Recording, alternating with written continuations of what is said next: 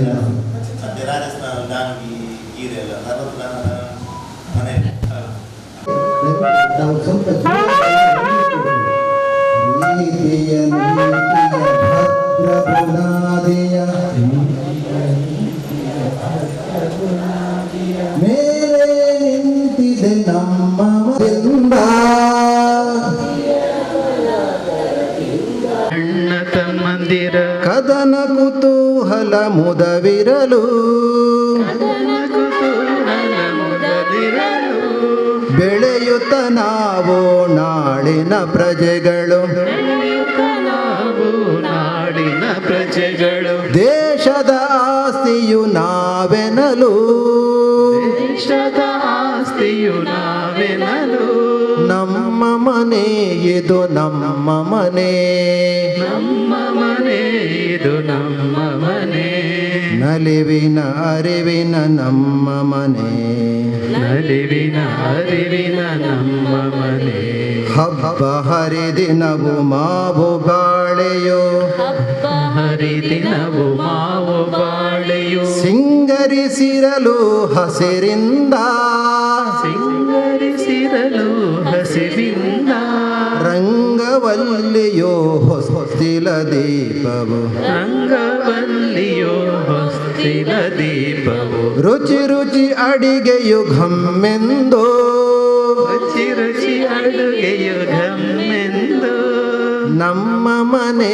ಇದು ನಮ್ಮ ಮನೆ ನಮ್ಮ ಮನೆ ಇದು ನಮ್ಮ ಮನೆ ನಲಿವಿನ ಅರಿವಿನ ನಮ್ಮ ಮನೆ ನಲಿವಿನ ಅರಿವಿನ ನಮ್ಮ ಮನೆ ಏಳು ಬೀಳಿಗೆ ಕದಲದ ಮನವು ಏಳು ಬೀಳಿಗೆ ಕದಲದ ಮನವು ಛಲದಲ್ಲಿ ದುಡಿಯುವ ಕೈಗಳಿವು ಛಲದಲ್ಲಿ ದುಡಿಯುವ ಕೈಗಳಿವು ಬೀಳಿಗೆ ಆಸರೆ ಏಳ್ಗೆಗೆ ಹರಕೆ ತುಂಬಿದ ಮನೆ ಮೇಲ್ತಾಣನವು ನಮ್ಮ ಮನೆ ಇದು ನಮ್ಮ ಮನೆ ನಮ್ಮ ಮನೆ ಇದು ನಮ್ಮ ಮನೆ ನಲಿವಿನ ಅರಿವಿನ ನಮ್ಮ ಮನೆ ನಲಿವಿನ ಅರಿವಿನ ನಮ್ಮ ಮನೆ ಶಾಲೆಯು ಇದುವೇ ಬದುಕಿನ ಪಾಠಕ್ಕೆ ಶಾಲೆಯು ಇದುದೇ ಬದುಕಿನ ಪಾಠಕ್ಕೆ ನಾಳೆಯ ಕನಸಿನ ಚೇತನವು ನಾಳೆಯ ಕನಸಿನ ಚೇತನವು ರಾಷ್ಟ್ರವ ಕಟ್ಟುವ ಸಂಸ್ಕೃತಿ ಸಾರಕ್ಕೆ ರಾಷ್ಟ್ರವ ಕಟ್ಟುವ ಸಂಸ್ಕೃತಿ ಸಾರಕ್ಕೆ ಕೇಶವ ಕುಲದ ನಿಕೇತನವು ಕೇಶವ ಕುಲದಲ್ಲಿ ಚೇತನವು ನಮ್ಮ ಮನೆ ಇದು ನಮ್ಮ ಮನೆ ನಮ್ಮ ಮನೆ ಇದು ನಮ್ಮ ಮನೆ ನಲಿವಿನ ಅರಿವಿನ ನಮ್ಮ ಮನೆ ನಲಿವಿನ ಅರಿವಿನ ನಮ್ಮ ಮನೆ ಪ್ರೀತಿಯ ನೀತಿಯ ಭದ್ರ ಬುನಾದಿಯ ಪ್ರೀತಿಯ ನೀತಿಯ ಭದ್ರ ಬುನಾದಿಯ ಮೇಲೆ ನಿಂತಿದೆ ನಮ್ಮ ಮನೆ ಮೇಲೆ ನಿಂತಿದೆ ನಮ್ಮ ಮನೆ ನಮ್ಮ ಮನೆ ಇದು ನಮ್ಮ ಮನೆ ನಮ್ಮ ಮನೆ ಇದು ನಮ್ಮ ಮನೆ ನಲಿವಿನ ಅರಿವಿನ ನಮ್ಮ ಮನೆ ನಲಿವಿನ ಅರಿವಿನ ನಮ್ಮ ಮನೆ ವಿನಂತಿ ಶ್ರೀಮತಿ ಮಂಜುಳಾ ಅನಿಲ್ ರಾವ್ ಇವರು ಪ್ರಶಿಕ್ಷಣ ಪ್ರಮುಖರು ಮಂಗಳೂರು ಹಾಗೂ ಇವತ್ತಿನ ವೇದಿಕೆಯಲ್ಲಿ ನಮ್ಮ ಸಂಸ್ಥೆಯ ಅಧ್ಯಕ್ಷರಾದ ಶ್ರೀಯುತ ಶಿವರಾಮ್ ಶೆಟ್ಟಿ ಸಂತೆಗೊತ್ತಿ ಇವರು ಕೂಡ ವೇದಿಕೆಯನ್ನು ಅಲಂಕರಿಸಬೇಕಾಗಿ ತಮ್ಮಲ್ಲಿ ವಿನಮ್ರವಾಗಿ ವಿನಂತಿ ಮಾಡುತ್ತೇವೆ. ಸಲ ಓಂಕಾರವನ್ನು ಮಾಡುವ.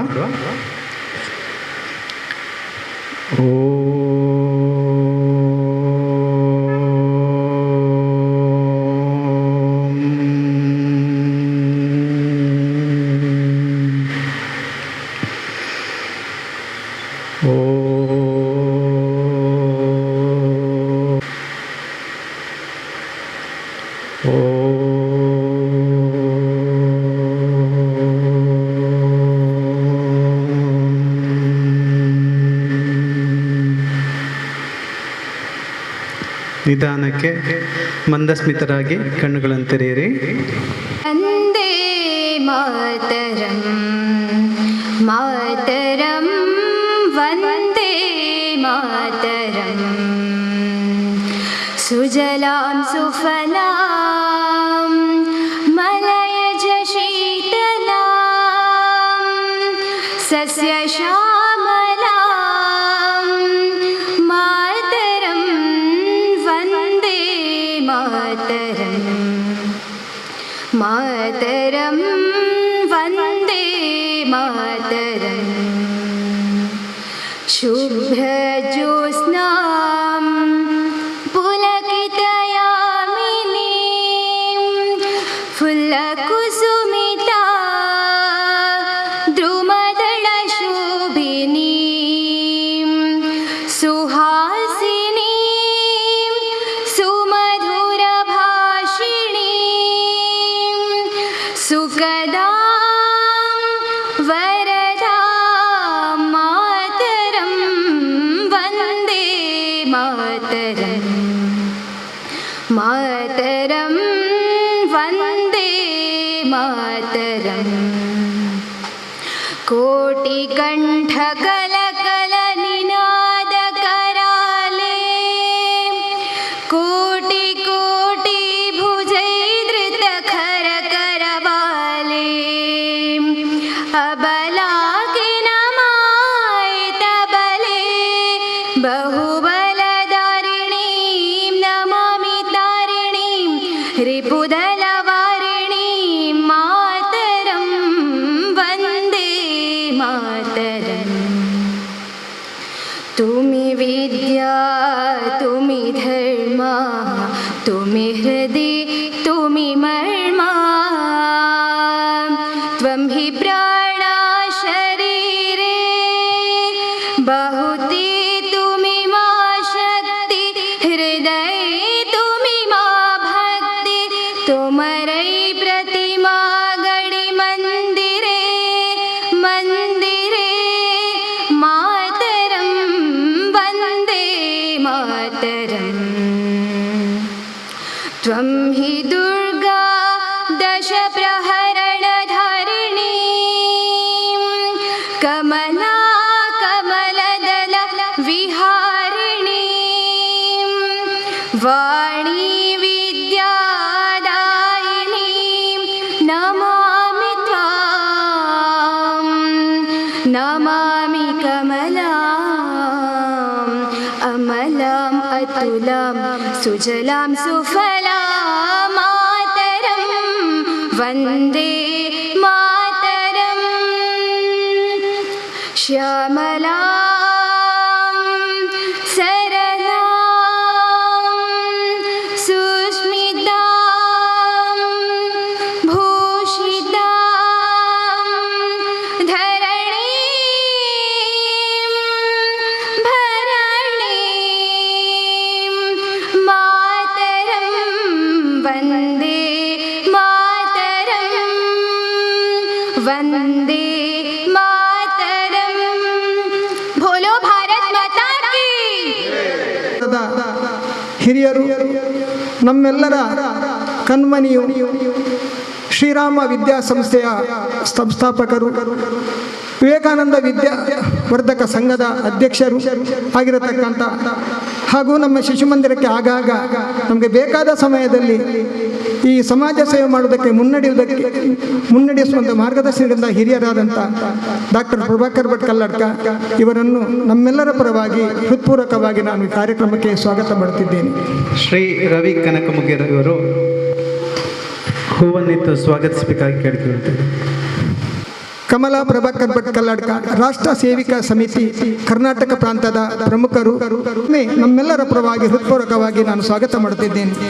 ಶ್ರೀಮತಿ ರಾಜೇಶ್ ಇವರು ಹೂವನ್ನಿತ್ತು ಅತಿಥಿಯನ್ನು ಸ್ವಾಗತಿಸಬೇಕಾಗಿ ಕೇಳಿಕೊಳ್ತೇನೆ. ಹರೇಕಳ ಪಾವೂರು ಇದರ ಮುಖ್ಯೋಪಾಧ್ಯಾಯರಾಗಿ ಆ ಶಾಲೆಯ ಒಂದು ಗ್ರಾಮೀಣ ಪ್ರದೇಶದಲ್ಲಿರುವಂತಹ ಶಾಲೆಯನ್ನು ಒಂದು ವ್ಯವಸ್ಥಿತ ರೀತಿಯಲ್ಲಿ ನಡೆಸಿ ಕೇವಲ ಅವರ ಮನೆಯಿಂದ ಪಾವೂರಿಗೆ ನನಗೆ ಗೊತ್ತಿಲ್ಲ ಹಲವಾರು ಕಿಲೋಮೀಟರ್ ಇರುವುದು. ಅವರ ಬಾಲ್ಯದ ಸಮಯದಲ್ಲಿ ಅಲ್ಲಿ ರಸ್ತೆ ಇರಲಿಲ್ಲ, ಅಲ್ಲಿ ಸರಿಯಾದ ವಾಹನ ಇಲ್ಲದಿದ್ದರೂ ಕೂಡ ಅವರು ನಡೆದುಕೊಂಡು ಹೋಗಿ ಅಲ್ಲಿ ಶಿಕ್ಷಕರಾಗಿ ಅವರ ಸಾಧನೆ ಕಾರ್ಯಕ್ರಮಕ್ಕೆ ನಾನು ಹೃತ್ಪೂರ್ವಕವಾಗಿ ಸ್ವಾಗತಿಸಿದ್ದೇನೆ. ಶ್ರೀಯುತ ಸುಂದರ ಅಂಚನ್ ಅವರು ಹೂವನ್ನಿದ್ದು ಸ್ವಾಗತಿಸಬೇಕಾಗಿ ಕೇಳಿಕೊಳ್ತಿದ್ದೇನೆ. ಹಾಗೆಯೇ ಅವರ ಧರ್ಮಪತ್ನಿ ಶ್ರೀಮತಿ ಸ್ವರ್ಣಲತಾ ಅಮ್ಮನವರು ಗೃಹಿಣಿಯಾಗಿದ್ದುಕೊಂಡು ಒಂದು ತಾಯಿಯ ಸ್ಥಾನದಲ್ಲಿದ್ದು ಸಮಾಜದಲ್ಲಿ ಮಾರ್ಗದರ್ಶನ ಮಾಡುವಂತ ಅವರನ್ನ ನಮ್ಮೆಲ್ಲರ ಪರವಾಗಿ ನಾನು ಈ ಕಾರ್ಯಕ್ರಮಕ್ಕೆ ಸ್ವಾಗತ ಮಾಡುತ್ತಿದ್ದೇನೆ. ಶ್ರೀಮತಿ ಪೂರ್ಣಿಮಾ ಅವರು ಹೂವನ್ನಿದ್ದೆ ಸ್ವಾಗತ. ನಮ್ಮ ಮಂಗಳೂರಿನ ಅನಿಲ್ ರಾವ್ ದಂಪತಿಗಳು, ಅನಿಲ್ ರಾವ್ ಉದ್ಯಮಿಯಾಗಿದ್ದುಕೊಂಡು ಸಮಾಜ ಸೇವೆಯಲ್ಲಿ ತೊಡಗಿಕೊಂಡವರು, ನಮ್ಮ ಸಂಘ ಪರಿವಾರದ ಎಲ್ಲ ಚಟುವಟಿಕೆಗಳಲ್ಲಿ ತೊಡಗಿಸಿಕೊಂಡಂತ ಅವರನ್ನ ನಮ್ಮೆಲ್ಲರ ಪರವಾಗಿ ಹೃತ್ಪೂರ್ವಕವಾಗಿ ಸ್ವಾಗತಿಸುತ್ತಿದ್ದೇನೆ.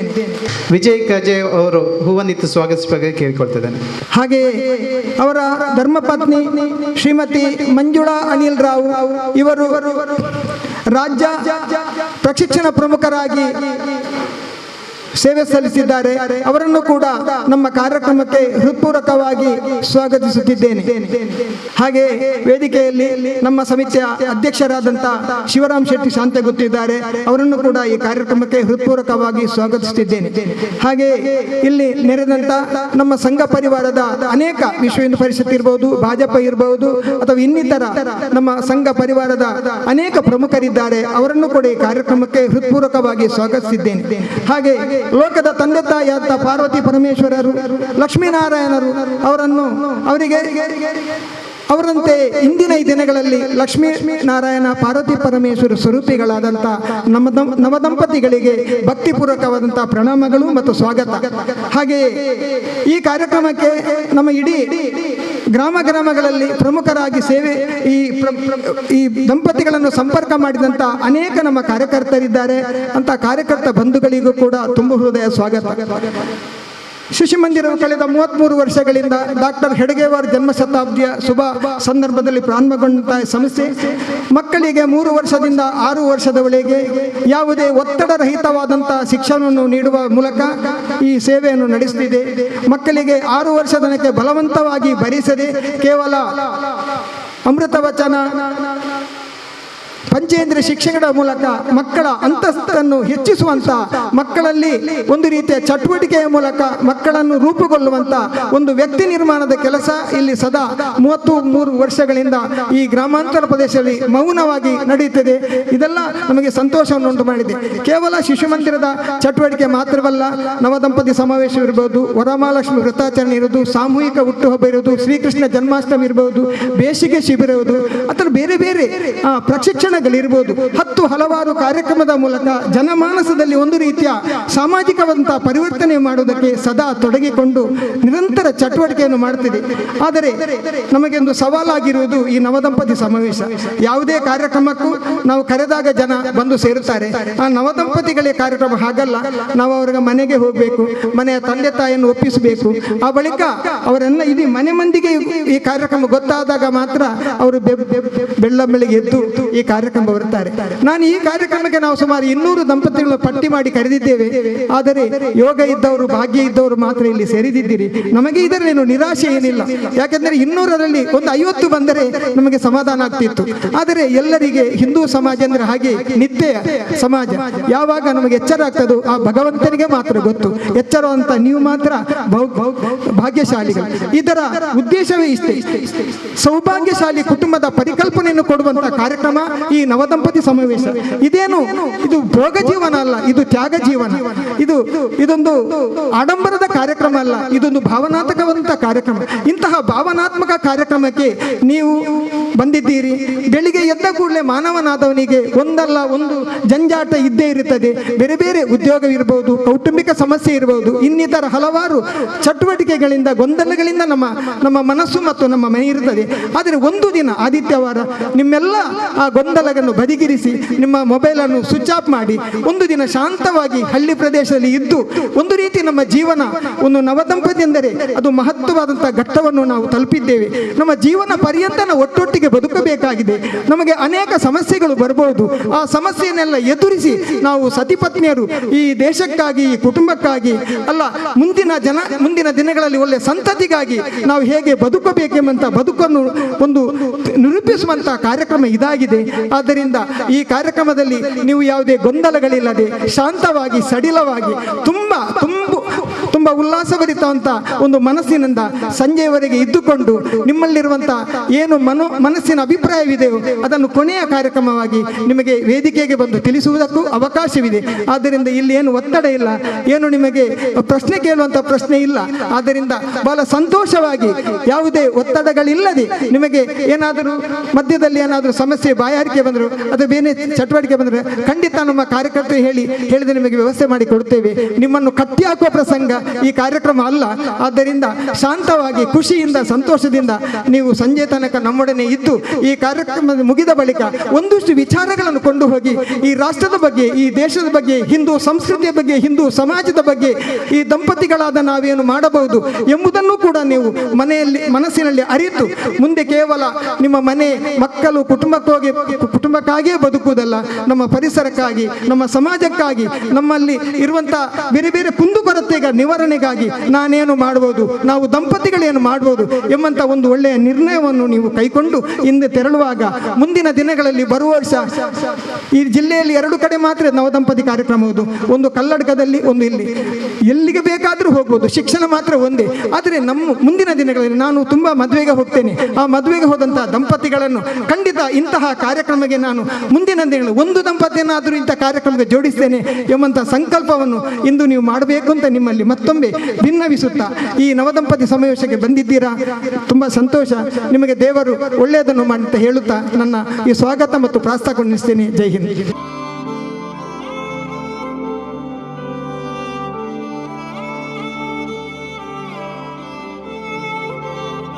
दीप ज्योतिर्नमोस्तुते शुभं करोतु कल्याणं आरोग्यं सुखश बुद्धिविनाशाय आत्मा ज्योतिर्नमोस्तुते आत्मा ज्योतिप्रदीप्ताय ब्रह्मा ज्योतिर्नमोस्तुते ब्रह्मा ज्योतिप्रदीप्ताय गुरु ज्योतिर्नमोस्तुते स्तुते गुरु ज्योतिर्नमोस्तुते गुरु ज्योतिर्नमोस्तुते असतो मा सद्गमय तमसो मा ज्योतिर्गमय शान्ति शान्ति शान्ति.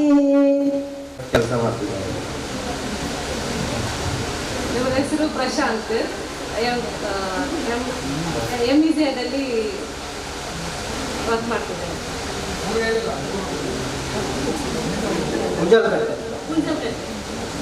ಅನ್ವಿತಾ ಮಂಗಳೂರು ಯೂನಿವರ್ಸಿಟಿ ಕಾಲೇಜಿನಲ್ಲಿ ಫಿಸಿಕ್ಸ್ನಲ್ಲಿ MSc ಮಾಡ್ತಿದ್ದಾರೆ. ಇವರ ಹೆಸರು ಸುದೀಪ್ ಅಂತ. ಇವರು MRPLನಲ್ಲಿ ಎಲೆಕ್ಟ್ರಿಕಲ್ ಮೇಂಟೆನೆನ್ಸ್ ವಿಭಾಗದಲ್ಲಿ ಕೆಲಸ ಮಾಡ್ತಿದ್ದಾರೆ. ಇವರು ಇವರ ಹೆಸರು ಗಣೇಶ್. ಇವರು ಹೋಟೆಲ್ ಉದ್ಯಮಿ.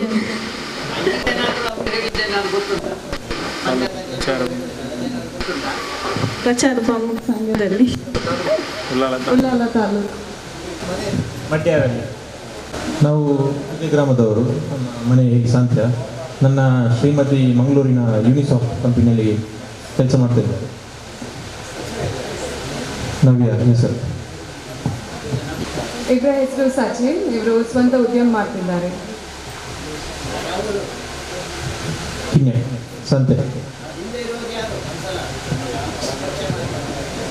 ನಮ್ಮ ತಂದೆಯವರು ಇದೇ ಸಂಸ್ಥೆಯಲ್ಲಿ ಅಧ್ಯಕ್ಷರಾಗಿ ಕೆಲಸ ಮಾಡ್ತಿದ್ದಾರೆ.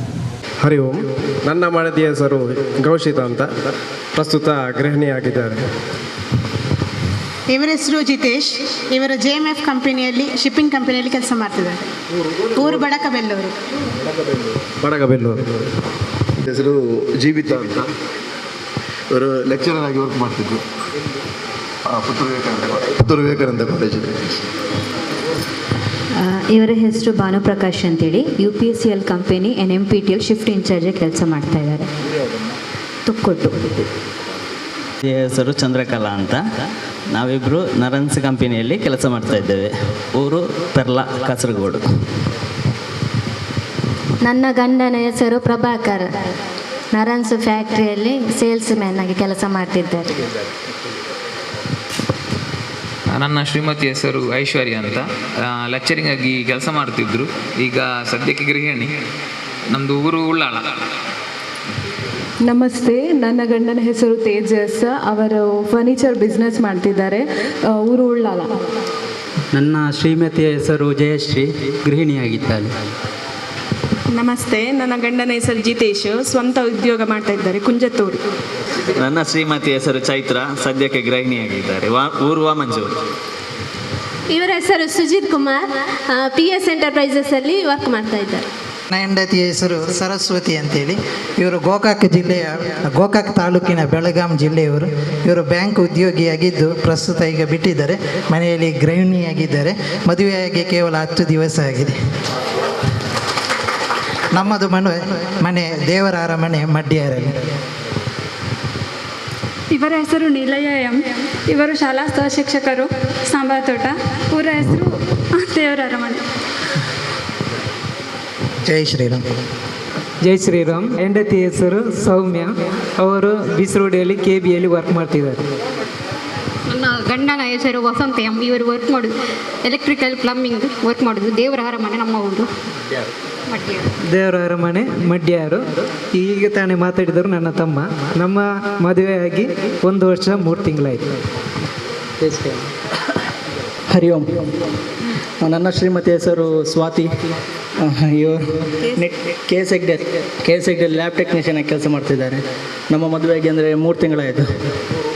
ಊರು ಕುತ್ತಾರ್. ನಮಸ್ತೆ, ನನ್ನ ಹೆಸರು ಸ್ವಾತಿ.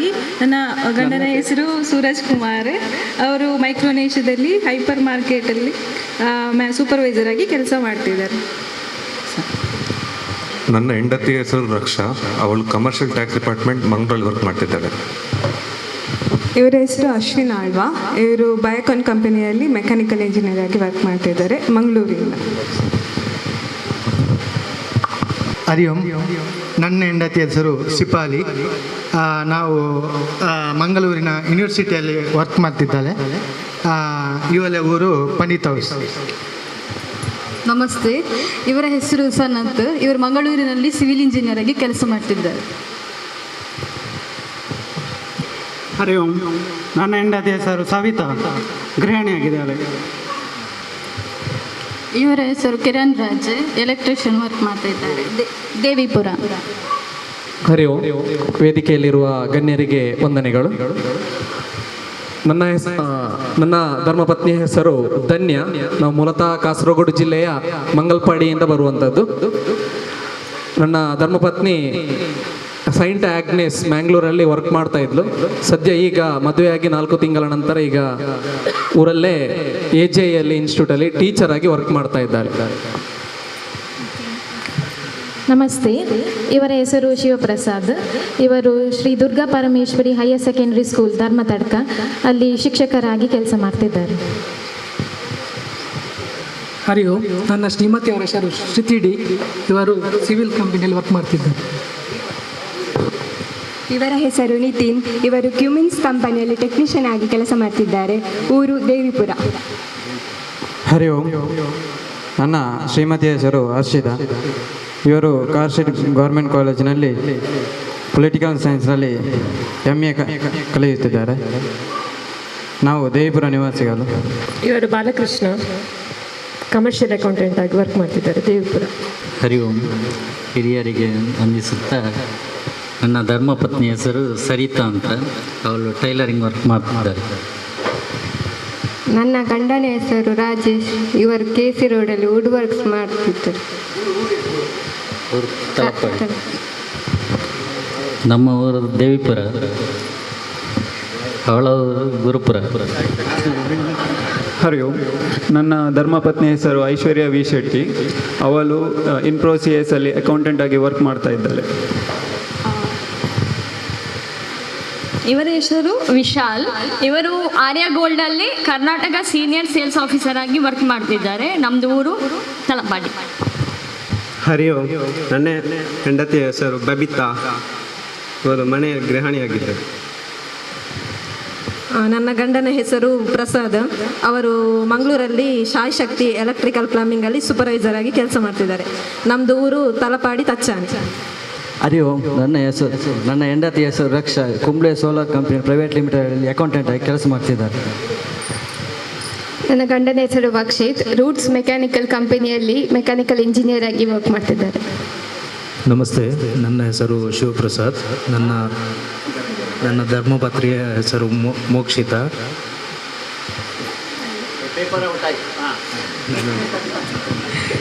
ವೇದಿಕೆಯಲ್ಲಿರುವ ಎಲ್ಲ ಗಣ್ಯರಿಗೂ ನಮಸ್ತೆ. ನನ್ನ ಗಂಡನ ಹೆಸರು ಶಿವಪ್ರಸಾದ್ ಶೆಟ್ಟಿ. ಅವರು ಸ್ವಂತ ಉದ್ಯಮ ನಡೆಸುತ್ತಿದ್ದಾರೆ. ಹಿಂದೆ ದುಬೈಯಲ್ಲಿ ಒಂದು ಕಂಪನಿಯಲ್ಲಿದ್ದರು, ಇವಾಗ ಸ್ವಂತ ಉದ್ಯಮವನ್ನು ನಡೆಸುತ್ತಿದ್ದಾರೆ. ಊರು ಪಂಜಾಲ, ತಲಪಾಡಿ. ವೇದಿಕೆಯ ಹಿರಿಯರಿಗೆ ವಂದಿಸುತ್ತಾ, ನನ್ನ ಹೆಸರು ದಿಶಾ. ನನ್ನ ಗಂಡನ ಹೆಸರು ದೀಕ್ಷಿತ್ ಅಂಚನ್. ಅವರು ಹೊರದೇಶದಲ್ಲಿದ್ದಾರೆ. ನಾನು ವರ್ಕ್ ಮಾಡೋದು ಸರ್ಕಾರಿ ಲೇಡಿ ಘೋಷಣಾ ಆಸ್ಪತ್ರೆಯಲ್ಲಿ ಆಯುಷ್ಮಾನ್ ಡಿಪಾರ್ಟ್ಮೆಂಟ್ ವರ್ಕ್ ಮಾಡ್ತಿದ್ದೇನೆ. ಅವರು ಆಫ್ರಿಕಾದಲ್ಲಿ ಫುಡ್ ಫ್ಯಾಕ್ಟ್ರಿಯಲ್ಲಿ ವರ್ಕ್ ಮಾಡ್ತಿದ್ದಾರೆ. ನಂದು ಹವ್ಯಾಸ, ನಾನು ಯಕ್ಷಗಾನ ಮಾಡ್ತೇನೆ. ನಂದು ಗಂಡನ ಊರು ಕೋಡಿಕಲ್, ನಂದು ಮಂಜನಾಡಿ. ಎಲ್ಲರಿಗೂ ಜೈ ಶ್ರೀರಾಮ್. 19ನೇ ವರ್ಷದ ನವದಂಪತಿ ಸಮಾವೇಶ ಕಿನ್ಯದ ಕೇಶವ ಸುಷ್ಮದಲ್ಲಿ ನಡೀತಾ ಇದೆ. ವೇದಿಕೆ ಮೇಲಿರುವಂಥ ಎಲ್ಲ ಗಣ್ಯರೇ, ಆಗ ಮತ್ತೆ ಮತ್ತೆ ಹೇಳಿದರು ಲಕ್ಷ್ಮೀನಾರಾಯಣ ಸ್ವರೂಪಿಗಳೇ ಅಂತ. ಹಿಂದೂ ಸಮಾಜದಲ್ಲಿ ಉಳಿದೆಲ್ಲ ಸಮಾಜಕ್ಕಿಂತ ಭಿನ್ನವಾದಂಥ ಚಿಂತನೆಗಳು, ಭಾವನೆಗಳಿದೆ. ಜಗತ್ತಿನಲ್ಲಿರುವಂಥ ಸಾಮಾನ್ಯ ಎಲ್ಲ ಜನರು ಮದುವೆ ಆಗ್ತಾರೆ. ಅಪರೂಪದಲ್ಲಿ ಕೆಲವು ಸನ್ಯಾಸಿಗಳನ್ನು ಬಿಟ್ಟರೆ ಉಳಿದವರೆಲ್ಲರೂ ಮದುವೆ ಆಗಿ ಆಗ್ತಾರೆ. ಆದರೆ ಜಗತ್ತಿನ ಚಿಂತನೆ ಏನು, ಉಳಿದ ದೇಶಗಳಲ್ಲಿ ಏನು ಮದುವೆ ಅಂತ ಹೇಳಿದರೆ ಅದೊಂದು ಕಾಂಟ್ರಾಕ್ಟ್. ಅವರು ಬರೆಯುವಾಗಲೇ ಹಾಗೆ ಬರ್ಕೊಳ್ತಾನೆ. ಅವ್ರು ರಿಜಿಸ್ಟರ್ ಆಫೀಸಿಗೆ ಹೋಗಿ ಬರ್ಕೊಳ್ಬೇಕಾದ್ರೆ, ನಾನು ಇವಳ ಜೊತೆಯಲ್ಲಿ, ನಾನು ಇವನ ಜೊತೆಯಲ್ಲಿ ಒಂದು ಕಾಂಟ್ರಾಕ್ಟ್ ಮಾಡ್ಕೊಂಡಿದ್ದೇನೆ ಅಂತ. ಕಾಂಟ್ರಾಕ್ಟ್ ಅಂದರೆ ಏನು ಅಂತ ನಿಮಗೆ ಗೊತ್ತುಂಟು. ಇಲ್ಲಿ ಯಾವುದೋ ರಸ್ತೆ ಮಾಡ್ತಾರೆ, ಅದಕ್ಕೆ ಕಾಂಟ್ರಾಕ್ಟರ್ ಏನು ಮಾರ್ಯಾರೆ ಅಂತ ಕೇಳ್ತಾರೆ. ಆಮೇಲೆ ಅದು ಎಷ್ಟು ಸಮಯ ಅಂತ. ಈಗ ಕಲ್ಲಡ್ಕದ ಆ ಬದಿಯಲ್ಲಿ ರಸ್ತೆ ನಿರ್ಮಾಣ ಆಗ್ತಾಯಿದೆ. ರಸ್ತೆ ನಿರ್ಮಾಣ ಆಗಬೇಕಾದ್ರೆ ಹಿಂದೆ L&T ಅವರಿಗೆ ಕೊಟ್ಟಿದ್ದರು, ಅವರು ಅರ್ಧದಲ್ಲಿ ಬಿಟ್ಟರು. ಅದಾದಮೇಲೆ ಈಗ KNR ಕಂಪನಿಗೆ ಕೊಟ್ಟಿದ್ದಾರೆ. ಎಷ್ಟು ವರ್ಷ ಅಂತ ಕೇಳಿದ್ರೆ 2 ವರ್ಷ. 2 ವರ್ಷದಲ್ಲಿ ಮುಗಿಸಬೇಕು. ಹೀಗೆ ಕಾಂಟ್ರಾಕ್ಟ್ ಅಂತ ಹೇಳುವಂಥ ಚಿಂತನೆ ಬೇರೆ, ಭಾರತದಲ್ಲಿ ಮದುವೆ ಅಂತ ಹೇಳುವಂಥ ಚಿಂತನೆಯೇ ಬೇರೆ. ಅವ್ರದ್ದು ಕಾಂಟ್ರಾಕ್ಟ್ ಎಷ್ಟು ವರ್ಷದವರೆಗೆ ಅಂತ ಉಂಟು. ನಮ್ಮ ಭಾವನಾತ್ಮಕ ಚಿಂತನೆ ಜೀವನ ಪೂರ್ತಿ ಅಂತ ಇರುವಂಥದ್ದು. ನಮ್ಮಲ್ಲಿ 16 ಸಂಸ್ಕಾರಗಳನ್ನು ಹೇಳ್ತಾರೆ. 16 ಸಂಸ್ಕಾರಗಳಿಂದ ಅತ್ಯಂತ ಪವಿತ್ರವಾದಂಥ ಒಂದು ಸಂಸ್ಕಾರ ಅಂದರೆ ಅದನ್ನು ಮದುವೆ ಅಂತ ಕರೆದಿದ್ದಾರೆ.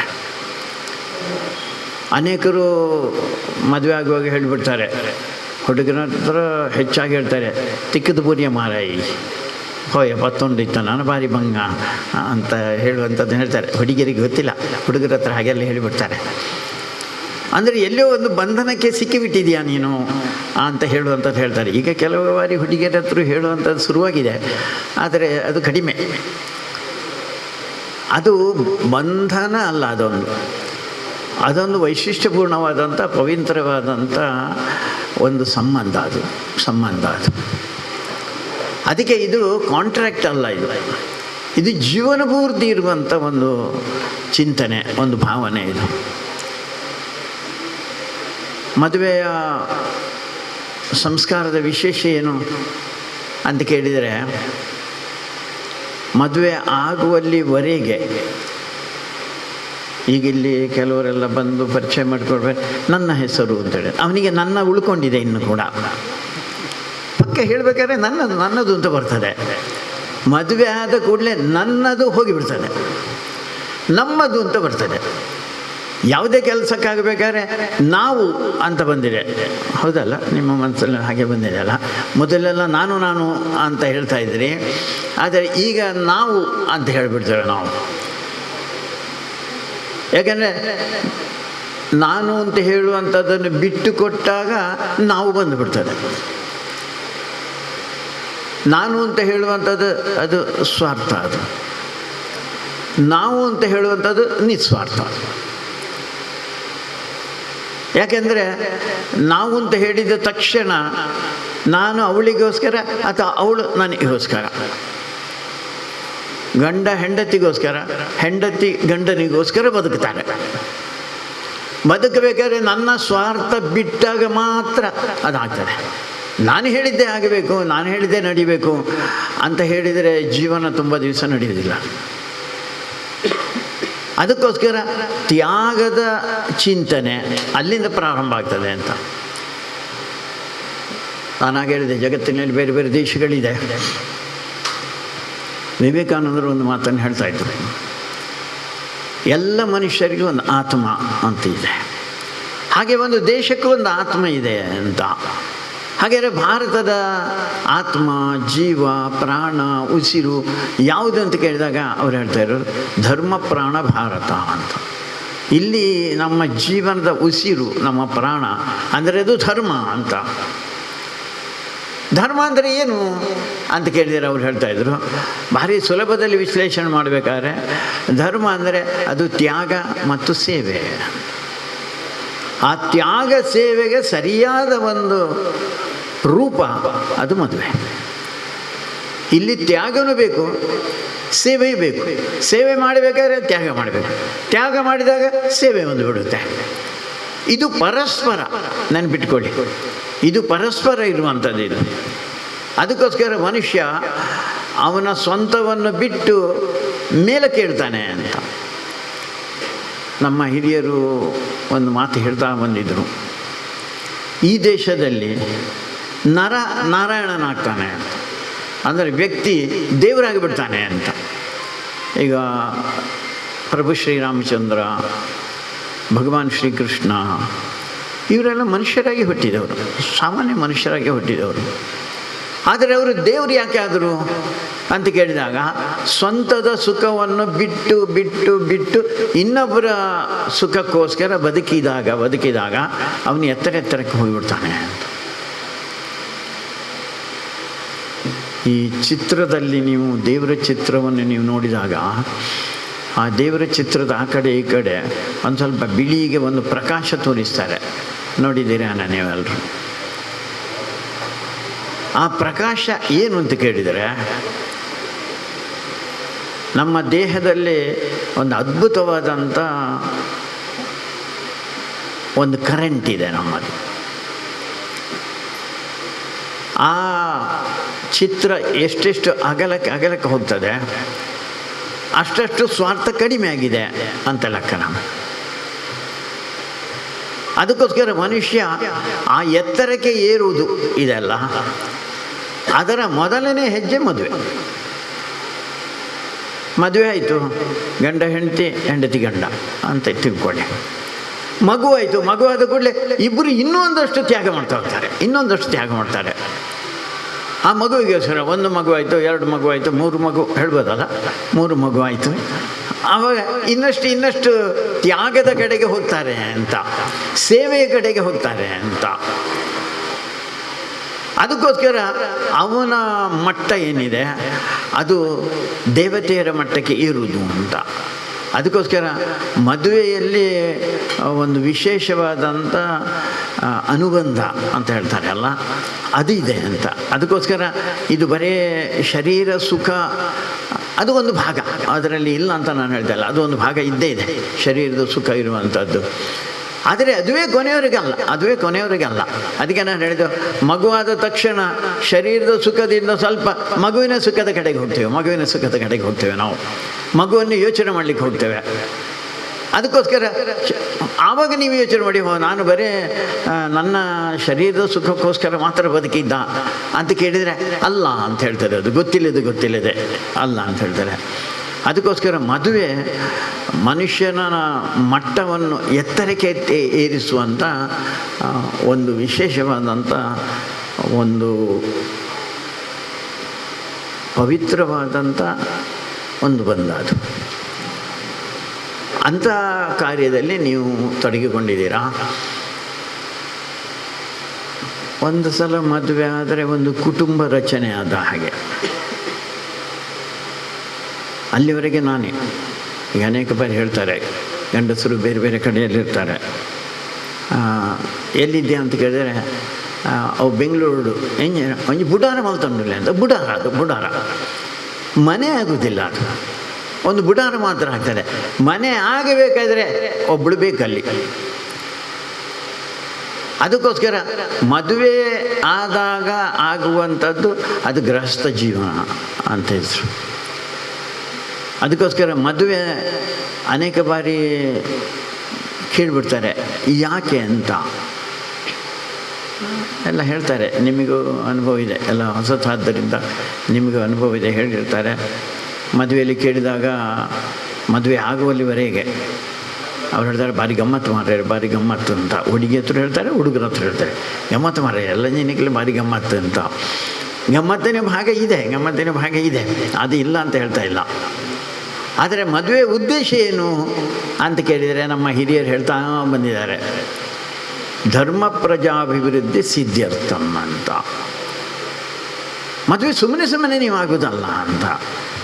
ಎರಡು ಪ್ರಮುಖ ಕಾರಣಕ್ಕೋಸ್ಕರ ಮದುವೆ ಅಂತ ಹೇಳಿದ್ದಾರೆ ಅವರು. ಒಂದನೇದ್ದು ಧರ್ಮದ ಕಾರ್ಯ ನಡೆಸಲಿಕ್ಕೆ ಅಂತ. ನಮ್ಮದು, ಅದಕ್ಕೆ ನಾನು ಹೇಳಿದೆ, ನಮ್ಮದು ಧರ್ಮ ಆಧಾರಿತವಾದಂಥ ಜೀವನ ಅಂತ. ಅದಕ್ಕೋಸ್ಕರ ಧರ್ಮ ಆಧಾರಿತವಾದಂಥ ಜೀವನ ನಡೆಸಬೇಕಾದ್ರೆ ಗಂಡಸಿಗೆ ಅಷ್ಟು ಸುಲಭದ ಕೆಲಸ ಅಲ್ಲ. ಅದು ಆಗಬೇಕಾದ್ರೆ ಒಬ್ಬಳು ಗೃಹಿಣಿ ಬರಬೇಕು. ಅದಕ್ಕೆ ನಾನು ಹೇಳಿದೆ, ಅದು ಇಲ್ಲರೆ ಒಂದು ಬುಡಾರ ಮಾತ್ರ ಆಗ್ತದೆ, ಅದು ಗೃಹ ಆಗೋದಿಲ್ಲ. ಅದು ಮನೆ ಅಂತ ಆಗಬೇಕಾದ್ರೆ ಒಬ್ಬಳು ಗೃಹಿಣಿ ಬರಬೇಕು ನಮಗೆ. ಗಂಡಸಿಗೆ ಮತ್ತು ಹೆಂಗಸಿಗೆ ಏನು ವ್ಯತ್ಯಾಸ ಅಂತ ಕೇಳಿದರೆ, ಗಂಡಸಾದವನು ಒಂದು ಮನೆಯನ್ನು ಮಾತ್ರ ಬೆಳಗಿಸ್ತಾನೆ. ನನ್ನ ಮನೆ ಅಂತ ಯಾವುದಿದೆ ಆ ಮನೆಯನ್ನು ಮಾತ್ರ ಬೆಳಗಿಸುವುದವನು. ಹೆಣ್ಣಾದವಳು ತನ್ನ ತಾಯಿ ಮನೆಯ ಬೆಳಕನ್ನು ಹಿಡ್ಕೊಂಡು ಬರ್ತಾಳೆ. ಅವಳು ಹಿಡ್ಕೊಂಡು ಬಂದು ಗಂಡನ ಮನೆಯ ಬೆಳಕಿನ ಜೊತೆಯಲ್ಲಿ ಸೇರಿಸಿ ಆ ಮನೆಯನ್ನು ಈ ಮನೆಯನ್ನು ಎರಡು ಮನೆಯನ್ನು ಬೆಳಗಿಸುವವಳು ಅವಳು ಅಂತ. ಅದಕ್ಕೆ ಇಡೀ ನಮ್ಮ ದೇಶದ ಧರ್ಮ ಸಂಸ್ಕೃತಿ ಮೌಲ್ಯಗಳಲ್ಲಿ ಹೆಣ್ಣಿಗೆ ಮಹತ್ವವಾದಂಥ ಪಾತ್ರ ಅಂತ. ಗೃಹಿಣೀಂ ಗೃಹ ಮುಚ್ಚತೆ ಅಂತ. ಮನೆ ಆಗಬೇಕಾದ್ರೆ, ಮನೆಗೊಂದು ಶೋಭೆ ಬರಬೇಕಾದ್ರೆ ಅದಕ್ಕೆ ಗೃಹಿಣಿ ಬೇಕು ಅಂತ. ಅನೇಕ ಬಾರಿ ಈ ವಿದೇಶಿ ಚಿಂತನೆಯಲ್ಲಿ ನಾವು ಬೆಳೆದವರು, ಶಿಕ್ಷಣವು ಅದೇ ಸಿಕ್ಕಿದೆ ನಮಗೆ. ಅದಕ್ಕೋಸ್ಕರ ಹಿಂದೂ ಸಮಾಜ ಏನಪ್ಪ ಅಂತ ಕೇಳಿದರೆ, ಅದರಲ್ಲಿ ಹೆಣ್ಣು ಅಂದರೆ 2ನೇ ಸ್ಥಾನನೋ 3ನೇ ಸ್ಥಾನನೋ ಅಂತ ಯೋಚನೆ ಮಾಡ್ತಾರೆ. ಭಾರತದಲ್ಲಿ ಹಾಗಿರಲಿಲ್ಲ. ಭಾರತದಲ್ಲಿ ಹೆಣ್ಣೆ ಪ್ರಧಾನ. ದಕ್ಷಿಣ ಕನ್ನಡ ಜಿಲ್ಲೆಯಲ್ಲಿ ಹೆಣ್ಣೆ ಪ್ರಧಾನ ಆಗಿರುವಂಥದ್ದು. ಇಲ್ಲಿ ಅಳಿಯಕಟ್ಟು ಅಂತ ಹೇಳ್ತೇವಲ್ಲ, ದೊಡ್ಡ ಪ್ರಮಾಣದಲ್ಲಿ ಅದು ಹೆಣ್ಣು ಪ್ರಧಾನವಾದಂಥ ಜೀವನ ಅಂತ. ಅದಕ್ಕೋಸ್ಕರ ಹೆಣ್ಣಿನ ಆಧಾರದ ಮೇಲೆ ಜೀವನ ನಡೆಯೋದು. ನಿಮಗೆ ಗೊತ್ತಿದೆ ಅಂತ ಅಂದ್ಕೊಳ್ತೇನೆ, ನಮ್ಮ ದೇಶದ ಮೇಲೆ ಮುಸಲ್ಮಾನರು ಒಂದು 750 ವರ್ಷ ಕಾಲ ಆಕ್ರಮಣ ಮಾಡಿ ನಮ್ಮನ್ನು ತುಳಿದರು. ಇನ್ನೊಂದು 250 ವರ್ಷ ಕ್ರಿಶ್ಚಿಯನ್ರು ಆಕ್ರಮಣ ಮಾಡಿದರು. ಅವರು ನಮ್ಮನ್ನು ಒಂದು ರೀತಿ ಅಪಮಾನ ಮಾಡಿದರು. ಎರಡು ಜನರ ಸಮಾಜದ ಮಧ್ಯದಲ್ಲಿ ಕೂಡ ಒಂದು ಯೋಚನೆ ಇತ್ತು, ಈ ಹಿಂದೂ ಸಮಾಜ ಏನಿದೆ, ಈ ಹಿಂದೂ ಸಮಾಜವನ್ನು ಪೂರ್ತಿಯಾಗಿ ಮುಸಲ್ಮಾನ್ ಮಾಡಬೇಕು ಅಥವಾ ಪೂರ್ತಿಯಾಗಿ ಕ್ರಿಶ್ಚಿಯನ್ ಮಾಡಬೇಕು. ಅದಕ್ಕೋಸ್ಕರ ಅವರೇನು ಯೋಚನೆ ಮಾಡಿದರು ಅಂತ ಕೇಳಿದರೆ, ಇವರ ಎಲ್ಲದರ ಕೇಂದ್ರ ದೇವಸ್ಥಾನ, ಮಠಗಳು, ಮಂದಿರಗಳು, ಶ್ರದ್ಧಾ ಕೇಂದ್ರಗಳು, ಅದನ್ನು ನಾಶ ಮಾಡಬೇಕು ಅಂತ ಯೋಚನೆ. ಒಂದು ಸಲ ದೇವಸ್ಥಾನ ಹೋದರೆ ಮತ್ತೆ ಹಿಂದೂ ಉಳಿಯಿಲ್ಲ, ಮಠ ಮಂದಿರ ಹೋದರೆ ಹಿಂದೂ ಉಳಿಯಿಲ್ಲ. ಅದಕ್ಕೋಸ್ಕರ ಹೇಳ್ತಾರೆ, ಒಂದು 40,000ಕ್ಕಿಂತ ಹೆಚ್ಚು ದೇವಸ್ಥಾನ ಮಠ ಮಂದಿರಗಳನ್ನು ಅವರಿಬ್ಬರು ಸೇರಿ ಪುಡಿ ಮಾಡಿದ್ರು. ಈಗ ನೋಡಿದರೆ ಮತ್ತೆ ಮಾಡ್ತಾರೆ. ಮೊನ್ನೆ ಒಂದು ದೇವಸ್ಥಾನ, ಅಲ್ಲೊಂದು ಮಸೀದಿ, ಅದನ್ನು ತೆಗೆದಾಗ ಅದರ ಒಳಗೆ ಒಂದು ದೇವಸ್ಥಾನ ಖಂಡಿತಲ್ಲ. ಇದರಲ್ಲಿ ಟ್ವಿಟರ್ನಲ್ಲಿ ಬರ್ತದೆ, ಇನ್ನು ಎಲ್ಲ ಮಸೀದಿ ಸಿಕ್ಕಬೇಕಾದ್ರೆ ಒಂದು ಸಲ ನಮಸ್ಕಾರ ಮಾಡಿ ಹೋಗಿ ಅಂತ, ಯಾಕೆಂದರೆ ಅದರೊಳಗೆ ಶಿವಲಿ ಇರ್ಬೋದು ಅಂತ, ದೇವಸ್ಥಾನ ಇರ್ಬೋದು ಅಂತ. ಹೀಗೆ ದೇವಸ್ಥಾನಗಳನ್ನು ಪುಡಿ ಮಾಡಿದರು, ಮಠ ಮಂದಿರಗಳನ್ನು ಪುಡಿ ಮಾಡಿದರು. ಹಸು ಇತ್ತು, ನಮ್ಮ ಶ್ರದ್ಧೆಯ ಕೇಂದ್ರ, ಅದು ಹಸುವನ್ನು ಕತ್ತರಿಸಿದರು. ನಮ್ಮ ತಾಯಂದರು, ಅದು ಶ್ರದ್ಧೆಯ ಕೇಂದ್ರ, ಅವರ ಮೇಲೂ ಅಪಮಾನ ಮಾಡಿದರು. ಇದೆಲ್ಲ ಮಾಡಿದಾಗ ಹಿಂದೂ ಸಮಾಜ ಸೋತು ಬಿಡುತ್ತೆ, ಹಿಂದೂ ಸಮಾಜ ಬದಲಾಗುತ್ತೆ ಅಂತ ಯೋಚನೆ ಮಾಡಿದರು. ಅದಾದ ಮೇಲೆ ನಮ್ಮ ದೇಶಕ್ಕೆ ಸ್ವಾತಂತ್ರ್ಯ ಬಂತು. ಸ್ವಾತಂತ್ರ್ಯ ಬಂದು ಒಂದು 60-65 ವರ್ಷವು ಇದೇ ರೀತಿಯ ಅಪಮಾನ ಹಿಂದೂ ಸಮಾಜದ ಮೇಲೆ ಆಯಿತು. ಸೆಕ್ಯುಲರಿಸಮ್ನ ಹೆಸರಿನಲ್ಲಿ ಅಪಮಾನ ಆಗ್ತಾನೆ ಬಂತು. ಆದರೂ ಇವತ್ತು ನಾವು ಇಷ್ಟೆಲ್ಲ ಮತಾಂತರ, ಇಷ್ಟೆಲ್ಲ ಅವಾಂತರಗಳ ಮಧ್ಯದಲ್ಲಿ ನಾವು 180ರಷ್ಟು ಜನ ಇದ್ದೇವೆ. ನೀವು ಉಳ್ಳಾಲ ಪರಿಸರದಲ್ಲಿ ಯೋಚನೆ ಮಾಡಿದರೆ, ಅಥವಾ ನಾನಿರುವಂಥ ಊರು ಕಲ್ಲಡ್ಕದಲ್ಲಿ ಯೋಚನೆ ಮಾಡಿದರೆ ಹಾಗೆ ಹೇಳೋದು ಕಷ್ಟ ಆದೀತು. ಕಲ್ಲಡ್ಕದಲ್ಲಿ ಒಂದು 65%, ಇಲ್ಲಿ ಒಟ್ಟು ತೆಗೆದರೆ ಒಂದು 50-55% ಈ ಉಳ್ಳಾಲದ ಕಾನ್ಸ್ಟಿಟ್ಯೂನ್ಸಿಯಲ್ಲಿದೆ. ಆದರೆ ಒಟ್ಟಾರೆ ತೆಗೆದರೆ ಈ ದೇಶದಲ್ಲಿ 180ರಷ್ಟು ಜನ ಹಿಂದೂಗಳಿದ್ದಾರೆ. ಹೇಗೆ ಉಳಿದರು? ಇಷ್ಟೆಲ್ಲ ಅತ್ಯಾಚಾರ, ಇಷ್ಟೆಲ್ಲ ಆಕ್ರಮಣ, ಇಷ್ಟೆಲ್ಲ ಅನ್ಯಾಯ ಆದ ಮೇಲೆ ಹೇಗೆ ಉಳಿದರು ಅಂತ ಕೇಳಿದರೆ, ನಮ್ಮ ಧರ್ಮದ ಕೇಂದ್ರ, ನಮ್ಮ ಸಂಸ್ಕೃತಿ ಕೇಂದ್ರ, ಜೀವನ ಮೌಲ್ಯಗಳ ಕೇಂದ್ರ ಅದು ಬರೀ ದೇವಸ್ಥಾನ ಮಠ ಮಂದಿರ ಆಗಿರಲಿಲ್ಲ ಅಂತ ಹೇಳ್ತಾರೆ. ಅದರ ಕೇಂದ್ರ ಯಾವುದು ಅಂತ ಕೇಳಿದರೆ ನಮ್ಮ ಮನೆ, ನಮ್ಮ ಕುಟುಂಬ. ಕುಟುಂಬದ ಕೇಂದ್ರ ಯಾರು ಅಂತ ಕೇಳಿದರೆ ತಾಯಿ. ಅದಕ್ಕೋಸ್ಕರ ತಾಯಿ ಇದನ್ನು ಉಳಿಸ್ಕೊಂಡು ಬಂದಳು ಅಂತ. ನಾವು ಅನೇಕರು ಗಂಡಸರಿದ್ದೇವೆ, ನಾವು ಮೀಸೆ ಬಿಟ್ಟು ಎಲ್ಲ ತಿರುಗಡೆ ಹೊರಗಡೆಯಲ್ಲಿ ಹೋಗಿ ಒಂದು ರೀತಿಯಲ್ಲಿ, ಈಗ ಗಡ್ಡು ಬಿಡೋದು ಶುರುವಾಗಿದೆ, ಮೀಸೆ ಮಾತ್ರ ಅಲ್ಲ, ಹೋಗಿ ಒಂದಷ್ಟು ಪೈಸೆ ಸಂಗ್ರಹ ಮಾಡಿಕೊಂಡು ನಾವು ಬರ್ತೇವೆ. ಆದರೆ ಮನೆಯಲ್ಲಿ ಏನು ಕಾರ್ಯಕ್ರಮ ಆಗಬೇಕು, ಏನಿದೆ, ಹಬ್ಬ ಇದೆ, ಕೃಷ್ಣಾಷ್ಟಮಿ ಯಾವಾಗ, ರಾಮನವಮಿ ಯಾವಾಗ, ಗಣೇಶೋತ್ಸವ ಯಾವಾಗ, ಅಥವಾ ಉಳಿದಂಥ ಹಬ್ಬಗಳು ಯಾವಾಗ, ಅದೆಲ್ಲ ಹೆಂಡತಿ ಹೇಳ್ತಾಳೆ ಅಥವಾ ತಾಯಿ ಹೇಳ್ತಾಳೆ. ಅದಕ್ಕೋಸ್ಕರ ನಮ್ಮ ಪರಂಪರೆಯನ್ನು, ನಮ್ಮ ಸಂಸ್ಕೃತಿಯನ್ನು ಉಳಿಸಿರುವಂಥದ್ದು ಅದು ತಾಯಿ ಅಂತ. ಅದಕ್ಕೋಸ್ಕರ ಮನೆಯಲ್ಲಿ ತಾಯಿಗೆ ಮಹತ್ವ ಇರುವಂಥದ್ದು. ಅದಕ್ಕೋಸ್ಕರ ಅವಳು ಇಷ್ಟು ವರ್ಷ ಉಳಿಸ್ಕೊಂಡು ಬಂದದನ್ನು ಅಂತ. ಉಳಿದವರು ಏನೇ ಮಾಡಿದರೂ, ಏನೇ ತೊಂದರೆಗಳಾದರೂ ಕೂಡ ಆ ಹೆಣ್ಣು ಅದನ್ನು ಉಳಿಸ್ಕೊಂಡು ಬಂತು ಅಂತ. ಅದಕ್ಕೋಸ್ಕರ ಹೆಣ್ಣಿಗೆ ಮಹತ್ವದ ಸ್ಥಾನ ನಮ್ಮ ಸಮಾಜದಲ್ಲಿ ಕೊಟ್ಟಿರುವಂಥದ್ದು. ಅದಕ್ಕೋಸ್ಕರ ಅವಳೇ ಎಲ್ಲವನ್ನು ಉಳಿಸ್ಕೊಂಡು ಬಂದಳು, ಅವಳೇ ಎಲ್ಲವನ್ನು ಬೆಳೆಸ್ಕೊಂಡು ಬಂದಳು ಅಂತ. ಒಂದು ಉದಾಹರಣೆ ನಾನು ತುಂಬ ಬರೆಯಲಿ ಕೊಡ್ತಾ ಇರ್ತೇನೆ. ಈಗ ಅವರೊಬ್ಬರು ಫೋಟೋ ತೆಗಿತಾ ಇದ್ದಾಗ ಅವರು ಕ್ಲಿಕ್ ಮಾಡಿದಾಗ ಆ ಫೋಟೋ ಹಿಂದಿನ ಒಂದು ಪರದೆಯಲ್ಲಿ ಬೀಳ್ತದೆ. ನಂಗೆ ಗೊತ್ತಿದೆ ಅಂತ ಅಂದ್ಕೊಳ್ತೇನೆ. ಅವ ಹೀಗೊಮ್ಮೆ ನೋಡ್ತಾನೆ, ಸರಿ ಬಂದಿದೋ ಇಲ್ಲ ಅಂತ, ಪರದೆಯಲ್ಲಿ ಬಂದಿರ್ತದೆ. ಹಾಗೆ ನಮ್ಮ ಕಣ್ಣಲ್ಲಿ ಕೂಡ ಒಂದು ಪರದೆ ಉಂಟು, ಹಿಂದೆ ರೆಟಿನಾ ಅಂತ ಒಂದು ಪರದೆ. ನಮ್ಮ ಮೊದಲಿನ ಚಿತ್ರ ಆ ಪರದೆ ಮೇಲೆ ಬಿದ್ದದ್ದು ಯಾರ್ದು ಹೇಳಿ? ಅಮ್ಮಂದು. ಮೊದಲು ನಾವೆಲ್ಲರೂ ಯಾರು ಬೇಕಾದರೂ ಆಗಲಿ, ನಾವು ನೋಡಿದ್ದು ಅಥವಾ ನಮ್ಮ ಕಣ್ಣಿನ ಪರದೆ ಮೇಲೆ ಬಿದ್ದಂಥ ಮೊದಲನೇ ಚಿತ್ರ ಅದು ಅಮ್ಮಂದು. ನಾವಿಷ್ಟೆಲ್ಲ ಈಗ ಮಾತಾಡ್ತೇವಲ್ಲ, ಮೊದಲನೇ ಶಬ್ದ ನಮ್ಮ ನಾಲಿಗೆಯಿಂದ ಹೊರಟಿರೋದು ಅಮ್ಮನೇ. ಈಗ ಭಾರಿ ಕಷ್ಟದಲ್ಲಿ ಮಮ್ಮಿ ಪಣಬಾಲೆ ಅಂತ ಭಯಂಕರ ಕಷ್ಟ ಬರ್ತದೆ. ಮಮ್ಮಿ ಹೇಳಲಿಕ್ಕೆ ತುಂಬ ಕಷ್ಟ, ಅದು 2 ಸರ್ತಿ ತುಟಿ ಮುಟ್ಟಬೇಕು. ಅಮ್ಮ ಹೇಳಲಿಕ್ಕೆ ಅಮ್ಮ ಅಟ್ಟಲ್ಲಿ ಮುಗಿದೋಯ್ತು ಅಂತ ಹೇಳಿ ಅಂತ ಹೇಳಿದ್ರೆ ಬಾಯಿ ಮುಚ್ಚಿದರೆ ಅಮ್ಮ ಅಂತ ಬಂದುಬಿಡ್ತಾರೆ. ಅದಕ್ಕೋಸ್ಕರ ಮಗುವಿಗೆ ಭಾರಿ ಸುಲಭದ ಶಬ್ದ ಮತ್ತು ತುಂಬ ಆತ್ಮೀಯತೆ ಇರುವಂಥ ಒಂದು ಶಬ್ದ ಅದು ಅಮ್ಮಂದು. ಇಡೀ ನಮ್ಮ ಜೀವನಕ್ಕೆ ಬೇಕಾದಂಥ ಪೂರ್ತಿ ಏನು ಬುತ್ತಿ, ಸಂಸ್ಕಾರದ ಬುತ್ತಿ ಚಿಂತನೆಯ ಬುದ್ಧಿ, ಕರ್ಮಗಳ ಬುದ್ಧಿ ಅದೆಲ್ಲ ಕೊಟ್ಟಿರೋದು ಅಮ್ಮನೇ. ಅದಕ್ಕೋಸ್ಕರ ಮನೆಗೆ ಶೋಭೆ ಬರಬೇಕು, ಶೋಭೆ ತರಬೇಕು, ಬೆಳಕು ಬರಬೇಕು ಅಂತ ಹೇಳಿದರೆ ಒಬ್ಬಳು ಗೃಹಿಣಿ ಬರಬೇಕು. ಅದಕ್ಕೆ ಮದುವೆಯ ಮೊದಲನೇ ಉದ್ದೇಶನೇ ಧರ್ಮ ಪ್ರಜಾಭಿಮಾನ ಅಂದರೆ ಧರ್ಮದ ಕಾರ್ಯಕ್ಕೋಸ್ಕರ. ನೀವು ಆಗಿರ್ಬೋದು, ಈಗ ಮದುವೆ ಆದವರಿಗೆಲ್ಲ ಗೊತ್ತಿದೆ. ನೀವು ಯಾವುದೇ ದೇವಸ್ಥಾನಕ್ಕೆ ಪೂಜೆಗೆ ಎಲ್ಲ ಹೋಗಿ ಇದಾದಾಗ ಕೊನೆಗೆ ಭಟ್ರು ಹೇಳ್ತಾರೆ, ಒಂಜಿ ಚಮಟ ನೀರು ಪಡಲಿ ಅಂತ ಹೇಳಿದಾರಲ್ಲ ನಿಮ್ಮ ಹತ್ರ.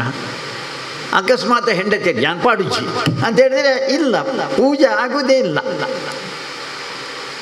ಅಂದರೆ ಅವಳ ಸ್ಯಾಂಕ್ಷನ್, ಅವಳ ಒಪ್ಪಿಗೆ ಆ ಕಾರ್ಯಕ್ಕೆ ಸಿಗಬೇಕು ಅಂತ. ಹೊರಗಡೆ ನೋಡಿದಾಗ ನಾವು ಗಂಡಸಿಂದ ಅಂತ ಕಂಡರು ಅವಳ ಒಪ್ಪಿಗೆಯ ಜೊತೆಯಲ್ಲಿ ಈ ಕಾರ್ಯ ಆಗಿದೆ ಅಂತ. ಅದಕ್ಕೆ ಧರ್ಮದ ಕಾರ್ಯ ನಡೆಸಬೇಕಾದ್ರೆ ಅವಳು ಬೇಕೇ ಬೇಕು ಅಂತ. ಅದಕ್ಕೋಸ್ಕರ ಮದುವೆಯ ಮೊದಲನೇ ಉದ್ದೇಶ ಧರ್ಮ, ಸಂಸ್ಕೃತಿ, ಜೀವನ ಮೌಲ್ಯಗಳ ಪುನರುಜ್ಜೀವನದ ಕಾರ್ಯ. ಅದು ಹೆಣ್ಣು ಮಾಡೋದು. ಅದಕ್ಕೋಸ್ಕರ ಮದುವೆ ಆಗೋದು. ಎರಡನೇ ಕಾರ್ಯ ಏನಪ್ಪ ಅಂತ ಕೇಳಿದರೆ ಪ್ರಜಾಭಿವೃದ್ಧಿ ಅಂತ. ಧರ್ಮ ಪ್ರಜಾಭಿವೃದ್ಧಿ. ಪ್ರಜಾಭಿವೃದ್ಧಿ ಅಂದರೆ ಏನು? ಸಂತತಿ ಅಭಿವೃದ್ಧಿ.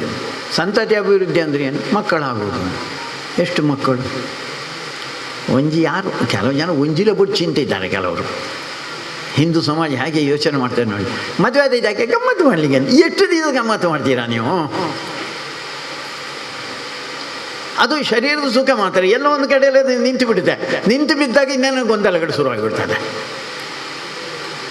ಅದಕ್ಕೋಸ್ಕರ ನಮ್ಮ ಹಿರಿಯರು ಹೇಳಿದೆ ಪ್ರಜಾಭಿವೃದ್ಧಿ ಒಂದು ಪ್ರಮುಖ ಕಾರಣ. ಧರ್ಮ, ಪ್ರಜಾಭಿವೃದ್ಧಿ. ಅದಕ್ಕೋಸ್ಕರ ಸಂತಾನ ಅಭಿವೃದ್ಧಿ ಆಗಬೇಕು ಅಂತ. ಅದಕ್ಕೆ ಒದ್ದಕ್ಕೆ ನಿಲ್ಲಿಸಬೇಡಿ. ನಮ್ಮದೊಂದು ವಿನಂತಿ ಇದೆ, 3 ಮಕ್ಕಳಾದರೂ ಆಗಲಿ ಅಂತ. 2 ಕಾರಣಕ್ಕೆ. ಒಂದು, ಮನೆಯಲ್ಲಿ ಮಕ್ಕಳಿದ್ದಷ್ಟು ಸಂತೋಷ, ಆನಂದ. ಅವರ ಹಾರಾಟ, ಚೀರಾಟ, ಬೊಬ್ಬೆ, ಕೋಪ, ರಾಜಿ ಅದೆಲ್ಲ ನಮಗೆ ಖುಷಿ ಕೊಡುವಂಥ ಸಂಗತಿ ತಂದೆ ತಾಯಿಗೆ. ಎರಡನೇದ್ದು ಒಟ್ಟು ಹಿಂದೂ ಸಮಾಜ. ನಾನು ಹೇಳಿದೆ ಈಗ ಉಳ್ಳಾಲ ಪರಿಸರದಲ್ಲಿ ನಾವು ಬದುಕೋದು ಹೇಗೆ? ಇಡೀ ದೇಶದಲ್ಲಿ ಅವರು 2.5% ನಮ್ಮ ದೇಶದ ವಿಭಜನೆ ಆಗೋಗಿದ್ದರು. ಈಗೊಂದು 22, 23, 24% ಇಡೀ ದೇಶದಲ್ಲಿ ಇದ್ಬಿಟ್ಟಿದ್ದಾರಲ್ಲ. ಅದರ ಪರಿಣಾಮ ಏನಾಗ್ತದೆ ಅಂತ ನಾವು ಟಿ ವಿಯಲ್ಲಿ, ಪತ್ರಿಕೆಯಲ್ಲಿ ಎಲ್ಲ ದಿನ ನೋಡ್ತಾ ಇದ್ದೇವೆ ಅಲ್ಲ. ಹಿಂದೂ ಸಮಾಜ ಬದುಕುತ್ತಾ? ಕೊನೆಗೂ ನಿರ್ಣಯ ಆಗುವುದು ದೇಶದಲ್ಲಿ ನಿಮ್ಮ ಸಂಖ್ಯೆ ಎಷ್ಟಿದೆ ಅಂತ. ಇಡೀ ಜಗತ್ತಿನಲ್ಲಿ ಬೇರೆ ಬೇರೆ ಕಡೆಯಲ್ಲಿ ನೀವು ನೋಡಿ ಅದು ಬದಲಾದದ್ದು ಹೇಗೆ ಹಿಂಗೆ ಅಂದರೆ ಅದಕ್ಕೆ ಇಂಗ್ಲೀಷಲ್ಲಿ ಡೆಮೋಗ್ರಫಿ ಅಂತ ಹೇಳ್ತಾರೆ. ನಿಮ್ಮ ಧರ್ಮದ ಸಮಾಜ ಅಥವಾ ಮತದ ಸಮಾಜ ಎಷ್ಟು ಸಂಖ್ಯೆಯಲ್ಲಿದೆ ಅದರ ಮೇಲೆ ಅದು ಉಳಿಯುವಂಥದ್ದು. ಅದಕ್ಕೋಸ್ಕರ ನಮ್ಮ ಸಂಖ್ಯೆ ಇರಲೇಬೇಕು. ಇಲ್ಲದೇ ಇದ್ದರೆ ನಮ್ಮ ಉಳಿಗಾಲ ಇಲ್ಲ. ನಾವು ಯೋಚನೆ ಮಾಡಿದ್ದೇವೆ ನಾವು ಆನಂದವಾಗಿರ್ತೇವೆ ಅಂತ. ನಮ್ಮ ಮಕ್ಕಳೇನು? ನಮ್ಮ ಮಕ್ಕಳು ಹಿಂದುವಾಗಿ ಉಳಿತಾರ? ಮುಂದಿನ ಪುಳ್ಳಿ ಅದು ಬಿಟ್ಬಿಡಿ. ನಮ್ಮ ಮಕ್ಕಳೇ ಹಿಂದುವಾಗಿ ಉಳಿತಾರ ಅಂತ ಹೇಳುವಂಥ ಒಂದು ಭಯಾನಕವಾದಂಥ ಒಂದು ದೃಶ್ಯ ಇವತ್ತು ಕಾಣ್ತಾ ಇದೆ. ಅಲ್ಲೇ ಗಲಾಟೆಗಳು, ಗೊಂದಲಗಳು ನೀವೆಲ್ಲ ನೋಡಿದ್ದೀರಾ ನೀವು. ನೀವೆಲ್ಲ ತಿಳುವಳಿಕೆ ಇದ್ದಂಥವರೇ. ಅದಕ್ಕೋಸ್ಕರ ಇದನ್ನು ತಡೆಯೋದು ಯಾವಾಗ ಅಂತ ಕೇಳಿದರೆ ನಮ್ಮ ಸಂಖ್ಯೆಯು ಬಲವಾದಾಗ. ಅದಕ್ಕೋಸ್ಕರ ಈ 2 ಪ್ರಮುಖ ಕಾರಣ ಹಿಂದಿನವರು ಹೇಳಿದಿರಲ್ಲ, ಅದು ಈಗಲೂ ಮುಂದುವರಿತಾ ಇದೆ ಅಂತ. ಉತ್ತರ ಪ್ರದೇಶದಲ್ಲಿ 2 ಸಂಖ್ಯೆ, ಮಕ್ಕಳು 2 ಆಗಬೇಕು ಅಂತ ಒಂದು ಕಾನೂನು ತಂದರು. 3 ಆದರೆ 4 ಆದರೆ ಸರ್ಕಾರಿ ಸವಲತ್ತು ಇಲ್ಲ ಅಂತ ಯೋಗಿ ಆದಿತ್ಯನಾಥರು ಅದನ್ನು ತಂದರು. ಒಂದು ಮರುದಿವಸಲ್ಲಿ ಅದರ ಮರುದಿವಸ ಒಬ್ಬ ಟಿ ವಿಯವನು ನನ್ನ ಹತ್ರ ಕೇಳಿದ, ಹೀಗೀಗೊಂದು ಕಾನೂನು ಬಂದಿದೆ, ನೀವೊಂದು ಒಪ್ಪಿಗೆಯಾ ಅಂತ. ಒಪ್ಪಿಗೆ ಅಂತ. ಅಲ್ಲ ಮಾರ್ಯಾರೆ, ನೀವೆಲ್ಲ ಕಡೆಯಲ್ಲಿ 3 ಅಂತ ಹೇಳ್ತಾ ಇದ್ದೀರಾ, ಅವರಿಗೆ 2 ಎದ್ದಕ್ಕೆ ಒಪ್ಪಿಗೆ ನಿಮ್ಮದು. ಅದಕ್ಕೆ ನಾನು ಹೇಳಿದೆ, ಈಗ ಸದ್ಯಕ್ಕೆ ನೋಡು ಏನಾಗ್ತದೆ ಅಂತ. ಚೀನಾದಲ್ಲಿ ಏನಾಗಿದೆ ಅಂತ ಕೇಳಿದರೆ, ನಮ್ಮೊಟ್ಟಿಗೆ ಚೀನಾದಲ್ಲಿ ಕಮ್ಯುನಿಸ್ಟ್ ಸರ್ಕಾರ ಬಂತು. ನಮಗೆ 47, ಅವರಿಗೆ 48. ಕಮ್ಯುನಿಸ್ಟ್ ಸರ್ಕಾರ ಬಂದರೆ ಸರ್ಕಾರ ಹೇಳಿದಾಗೇ ಕೇಳಬೇಕು. ನೀವು ಮದುವೆ ಆಗಬೇಕು ಅಂತ ಹೇಳಿದರೆ ಮದುವೆ ಆಗಬೇಕು, ಮಕ್ಕಳು ಎಷ್ಟು ಆಗಬೇಕು ಅಂತ ಅವನು ನಿರ್ಣಯ ಮಾಡೋದು, ಸರ್ಕಾರ ನಿರ್ಣಯ ಮಾಡೋದು. ಅದಕ್ಕೆ ಸರ್ಕಾರ ಹೇಳಿದ್ದು ಒಂದೇ ಮಗು ಆಗಬೇಕು ಅಂತ. ಅದಕ್ಕೆ ತುಂಬ ವರ್ಷ, ಒಂದು 10, 50, 60 ವರ್ಷ ಒಂದೇ ಮಗು. ಈಗ ಒಂದು 15, 20 ವರ್ಷಗಳ ಹಿಂದೆ ಅವ್ರಿಗೆ ಖಂಡಿತ ನಮ್ಮಲ್ಲಿ ತರುಣರಿಲ್ಲ ಅಂತ ನಿಮ್ಗೆ ಗೊತ್ತಿದೆ ಅಂತ ಅಂದ್ಕೊಳ್ತೇನೆ. ಇಡೀ ಜಗತ್ತಿನಲ್ಲಿ ಎಲ್ಲ ದೇಶಗಳಲ್ಲಿ 65% ಜನ ಮುದುಕರು, ಮುದುಕಿಯರು. ಭಾರತದಲ್ಲಿ ಮಾತ್ರ 65% ಜನ ತರುಣರು, ತರುಣಿಯರು. ಅಲ್ಲಿನೂ ಅದೇ ಸ್ಥಿತಿ ಆಯಿತು, ಚೀನಾದಲ್ಲಿ ಕೂಡ. ಅದಕ್ಕೆ ಅವರು ಹೇಳಿದರು ನಮ್ಮ ಸ್ಥಿತಿ ಭಾರಿ ಗಂಭೀರ ಆಗಿದೆ, ಅದಕ್ಕೆ ಎಲ್ರಿಗೂ 2 ಮಗು ಆಗಬೇಕು ಅಂತ ಸರ್ಕಾರ ಹೇಳಿದೆ. ಮಾಡಲೇಬೇಕು, 2 ಮಕ್ಕಳು ಆಗಲೇಬೇಕು. ಆಗುವವರ ಸಂಖ್ಯೆನೇ ಕಡಿಮೆ ಆಗಿತ್ತು, ಆದರೂ 2 ಸಂಖ್ಯೆ ಇದೆ. ಈಗ 1.5 ವರ್ಷದ ಹಿಂದೆ ಅವರು ಪುನಃ ಹೇಳ್ತಾರೆ 2 ಸಾಕಾಗೋದಿಲ್ಲ, 3 ಆಗಬೇಕು. ಅಂದರೆ ಆ ಸರ್ಕಾರವನ್ನು ಯೋಚನೆ ಮಾಡ್ತಾ ಇರೋದು, ಆ ಜನನೂ ಒಪ್ಪಿಕೊಂಡಿರೋದು ಆ ದೇಶದ ಹಿತದೃಷ್ಟಿಯಿಂದ ಏನಾಗಬೇಕು ಅದನ್ನು ಜಗತ್ತಿನಲ್ಲಿ ಯೋಚನೆ ಮಾಡ್ತಾ ಹೋಗ್ತಾರೆ. ಅದಕ್ಕೆ ನಾವು ತುಂಬ ಸ್ವಾರ್ಥಿಗಳಾಗಿಬಿಟ್ಟಿದ್ದೇವೆ. ನಾನು ನನ್ನ ಮಗ ಅಥವಾ ನನ್ನ ಮಗಳು ಅಲ್ಲಿಗೆ ನಿಂತು ಬಿಡ್ತೇವೆ ನಮ್ಮದು, ಅಥವಾ ನಾನು ನನ್ನ ಹೆಂಡತಿ ಅಷ್ಟಕ್ಕೆ ನಿಂತು ಬಿಡುತ್ತೆ. ನಮ್ಮ ಎದುರಿಗಿರುವಂಥ ಸಮಾಜ, ನಮ್ಮನ್ನು ಇವತ್ತಿನವರೆಗೆ ಇಲ್ಲಿವರೆಗೆ ಕರ್ಕೊಂಡು ಬಂದಂಥ ಸಮಾಜ, ನನಗೆ ಧಾರ್ಮಿಕ ಚಿಂತನೆಯನ್ನು, ನನಗೆ ಸುಖವನ್ನು, ಸಂತೋಷವನ್ನು, ಆನಂದವನ್ನು ಕೊಟ್ಟಂಥ ಸಮಾಜ, ಆ ಸಮಾಜಕ್ಕೋಸ್ಕರ ನನ್ನದೇನು ನಿಜವಾಗಿ ಇದು ವ್ಯಕ್ತಿ ಇದ್ದವನು ಸಮಾಜ ಆಗಿರೋದು, ವ್ಯಕ್ತಿ ಇದ್ದವನು ಸಮಷ್ಟಿ ಆಗಿರೋದು ಅಂತ ಹೇಳ್ತೇವೆ ನಾವು. ಮನೆಯವರೆಗೆ ಒಂದೇ ಇದ್ದವಲ್ಲ, ನಾವು ವ್ಯಕ್ತಿಯಾಗಿದ್ದೆವು, ಈಗ ಸಮಾಜ ಆಗಿದ್ದೇವೆ, ಈಗ ಸಮಷ್ಟಿ ಆಗಿದ್ದೇವೆ. ಸಮಷ್ಟಿಗೆ ಒಂದು ಜವಾಬ್ದಾರಿ ಇದೆ ಅಂತ. ಸಮಾಜ ಅಂತ ಆದಾಗ ಪ್ರತಿಯೊಬ್ಬ ಗಂಡ ಹೆಂಡತಿಗೂ ಒಂದು ಸಾಮಾಜಿಕ ಜವಾಬ್ದಾರಿ ಇದೆ ಅಂತ. ಅದಕ್ಕೋಸ್ಕರ ಈ ಹಿನ್ನೆಲೆಯಲ್ಲಿಯೂ ಇವತ್ತಿನ ದಂಪತಿಗಳು ಯೋಚನೆ ಮಾಡಬೇಕಾದಂಥ ಅಗತ್ಯ ಇದೆ ಅಂತ.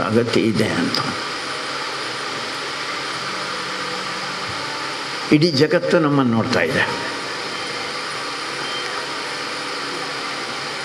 ಒಂದು 25 ವರ್ಷದ ಹಿಂದೆ ಅಂತ ಅಂದ್ಕೊಳ್ತೇನೆ ನಾನು, ಇಂಗ್ಲೆಂಡಿನ ಪ್ರಧಾನಮಂತ್ರಿ ಅವರು ಒಬ್ಬರು ಹೆಂಗಸು, ಮಾರ್ಗರೆಟ್ ಥ್ಯಾಚರ್ ಅಂತ ಅವರ ಹೆಸರು. ಅವರು ಒಂದು NRI ಅಂದರೆ ಇಲ್ಲಿಂದ ವಲಸೆ ಹೋಗಿರ್ತಾರಲ್ಲ ಅಂಥ ಜನರ ಒಂದು ಕಾರ್ಯಕ್ರಮದಲ್ಲಿ ಅವರು ಭಾಗಿಯಾಗಿದ್ದರು. ಆಫ್ ಮಾಡಿದ್ದೀರಾ?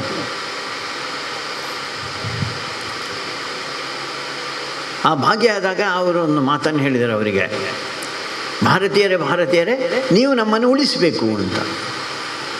ಆಶ್ಚರ್ಯ ಐತೆ ಎಲ್ರಿಗೂ.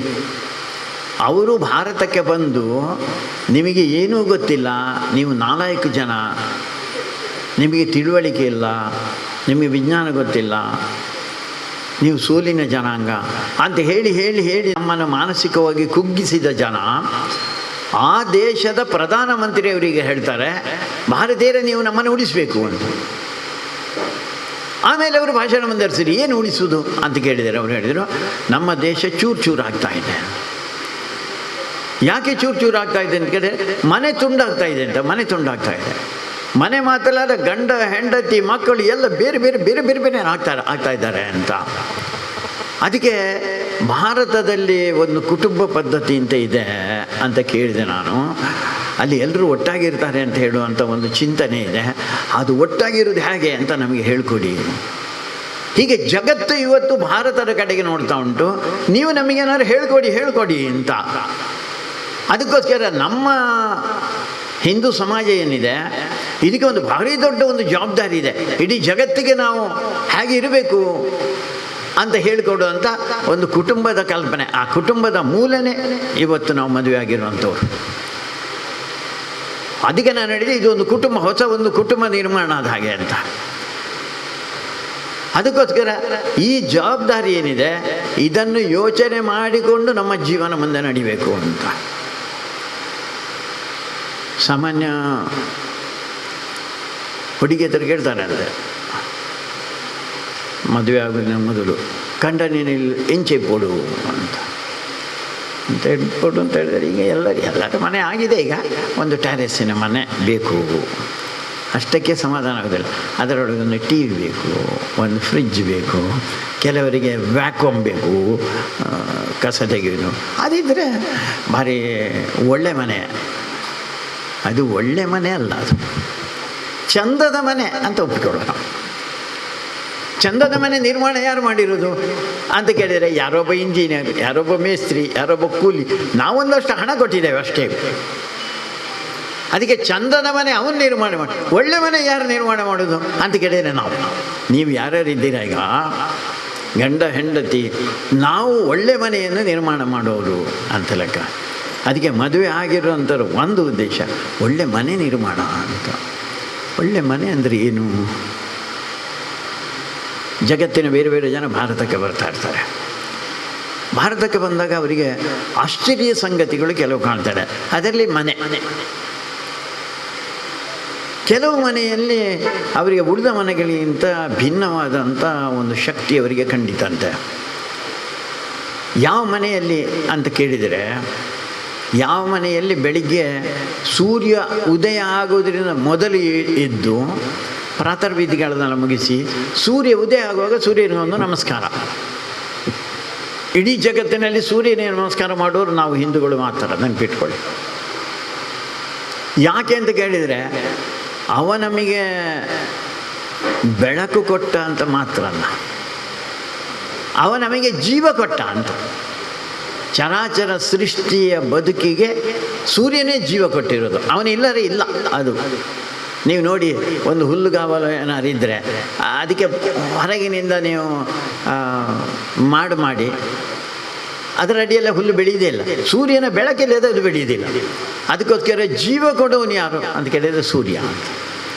ಅದಕ್ಕೋಸ್ಕರ ಸೂರ್ಯನಿಗೊಂದು ಬೆಳಗ್ಗೆ ಒಂದು ನಮಸ್ಕಾರ. ಎರಡನೇದು, ನಮ್ಮ ಮನೆಗಳಲ್ಲಿ ಒಂದು ದೇವರ ಗುಡಿ ಇರ್ತದೆ. ಸಣ್ಣದಿರ್ಬೋದು, ದೊಡ್ಡದಿರ್ಬೋದು, ಕೆಲವು ಕಡೆಯಲ್ಲಿ ಬರೀ ಭಾವಚಿತ್ರ ಇರ್ಬೋದು. ಅದಕ್ಕೆ ಇವನಿಗೆ ನಮಸ್ಕಾರ ಮಾಡಿ ಬಂದರೆ ನನ್ನ ಮನೆ ದೇವರಿಗೆ ನಮಸ್ಕಾರ, ಮನೆ ದೇವರಿಗೆ ನಮಸ್ಕಾರ. ಮೂರನೇದು, ನಮ್ಮ ಮನೆಯಲ್ಲಿ ಹಿರಿಯರಿರ್ತಾರೆ ಅಂತ ಅಂದ್ಕೊಂಡಿದ್ದೇನೆ. ಮುಂದಿನ ಅವಧಿಯಲ್ಲಿ ಕೇಳೋಣ ಅದು ಏನೆಂಥದ್ದು ಅಂತ. ಮನೆಯಲ್ಲಿ ಹಿರಿಯರಿದ್ದರೆ ಆ ಹಿರಿಯರಿಗೆ ನಮಸ್ಕಾರ. ಹಿರಿಯರಿಗೆ ನಮಸ್ಕಾರ ಹೇಗೆ ಅಂತ ಕೇಳಿದ್ರೆ, ನಮಸ್ಕಾರ ಮಾಮಿ ಅಲ್ಲ, ಕಾಲು ಮುಟ್ಟಿ ನಮಸ್ಕಾರ ಮಾಡಬೇಕು ಅಂತ. ಕಾಲು ಮುಟ್ಟಿಯ ನಮಸ್ಕಾರ ಯಾಕೆ ಮಾಡಬೇಕು? ಈಗೆಲ್ಲ ಕಾಲ ಬಂದಿದೆ, ಹಲೋ ಮಾಮಿ, ಹಲೋ ಮಾಮು ಅಂತ ಹೇಳುವಂಥದ್ದು. ಅದಕ್ಕೂ ಉದಾಹರಣೆ ಕೊಟ್ಟಿದ್ದಾರೆ. ನಾನಾಗ ಹೇಳಿದೆ, ಮನುಷ್ಯನ ಹೊರಗಡೆ ಒಂದು ವಿದ್ಯುತ್ತಿನ ಒಂದು ಶಕ್ತಿ ಇದೆ. ಆ ವಿದ್ಯುತ್ ಶಕ್ತಿ ಹಾಗೆ ಅಂತ ಕಡೆ ಮೇಲಿಂದ ಕೆಳಗೆ ಹರಿತಾ ಇರ್ತದೆ ಅಂತೆ. ಆ ಸಂದರ್ಭದಲ್ಲಿ ನಾವೇನಾದರೂ ಆ ಹಿರಿಯರ ಕಾಲನ್ನು ಮುಟ್ಟಿ, ಕೈಯಲ್ಲಿ ಮುಟ್ಟಿ ನಾವು ನಮಸ್ಕಾರ ಮಾಡಿದರೆ, ಆ ಹಿರಿಯರಲ್ಲಿದ್ದಂಥ ವಿದ್ಯುತ್ ಕರೆಂಟ್ ಅದು ನಮಗೆ ಬರ್ತದೆ. ಕರೆಂಟಲ್ಲಿ ಏನು ಅಂತ ಕೇಳಿದರೆ ಒಳ್ಳೆತನ ನಮಗೆ ಬರ್ತದೆ ಅಂತ. ನಾನು ಅವಾಗ ಒಂದು ಪ್ರಶ್ನೆ ಕೇಳಿದ್ದೆ, ಒಳ್ಳೆಯವರಿಗೆ ನಮಸ್ಕಾರ ಮಾಡಿದರೆ ಸರಿ, ಪಟಿಂಗರಿಗೆ ನಮಸ್ಕಾರ ಮಾಡಿದರೆ ಏನು ಅದಕ್ಕೆ ಅವರು ಹೇಳಿರೋದು, ನೀವು ಒಂದು ಸಲ ಅಂಥ ಕೆಟ್ಟವರಿಗೆ ನೀವು ನಮಸ್ಕಾರ ಮಾಡಲಿಕ್ಕೆ ಹೋದ ಕೂಡಲೇ ಅವರು ಬೊಡ್ಚಿ ನಮಸ್ಕಾರ ಮಾಡ್ತೀನಿ. ಆ ಬೊಡ್ಚಿ ಅಂತ ಹೇಳಿದಾಗ ಅವನ ಕೆಟ್ಟದೆಲ್ಲ ಹೋಗಿರ್ತದೆ, ಒಳ್ಳೆಯದು ಮಾತ್ರ ಇರ್ತದೆ. ಇದು ವೈಜ್ಞಾನಿಕವಾಗಿ ಪ್ರೂವ್ ಆಗಿರುವಂಥ ಸಂಗತಿ ನಾನು ಹೇಳ್ತಾ ಇರೋದು. ಅದಕ್ಕೋಸ್ಕರ ನಮಗೆ ಸದಾ ನಮ್ಮ ಹಿರಿಯರ ಆಶೀರ್ವಾದ ಬೇಕೇ ಬೇಕು. ನಾವು ತುಂಬ ಇರ್ಬೋದು, ನನ್ನ ಅಮ್ಮನೋ ನನ್ನ ತಂದೆಯ ಅವ್ರ ಶಾಲೆಗೆ ಹೋಗದೇ ಇರ್ಬೋದು. ನಾನು ಈಗ ಇಂಜಿನಿಯರ್ ಆಗಿದ್ದೇನೆ, ಡಾಕ್ಟರ್ ಆಗಿದ್ದೇನೆ, MSc ಆಗಿದೆ ಅಥವಾ CA ಆಗಿದ್ದೇನೆ, ನಾನೆಂತ ನಮಸ್ಕಾರ ಯೋಚನೆ ಮಾಡಿ.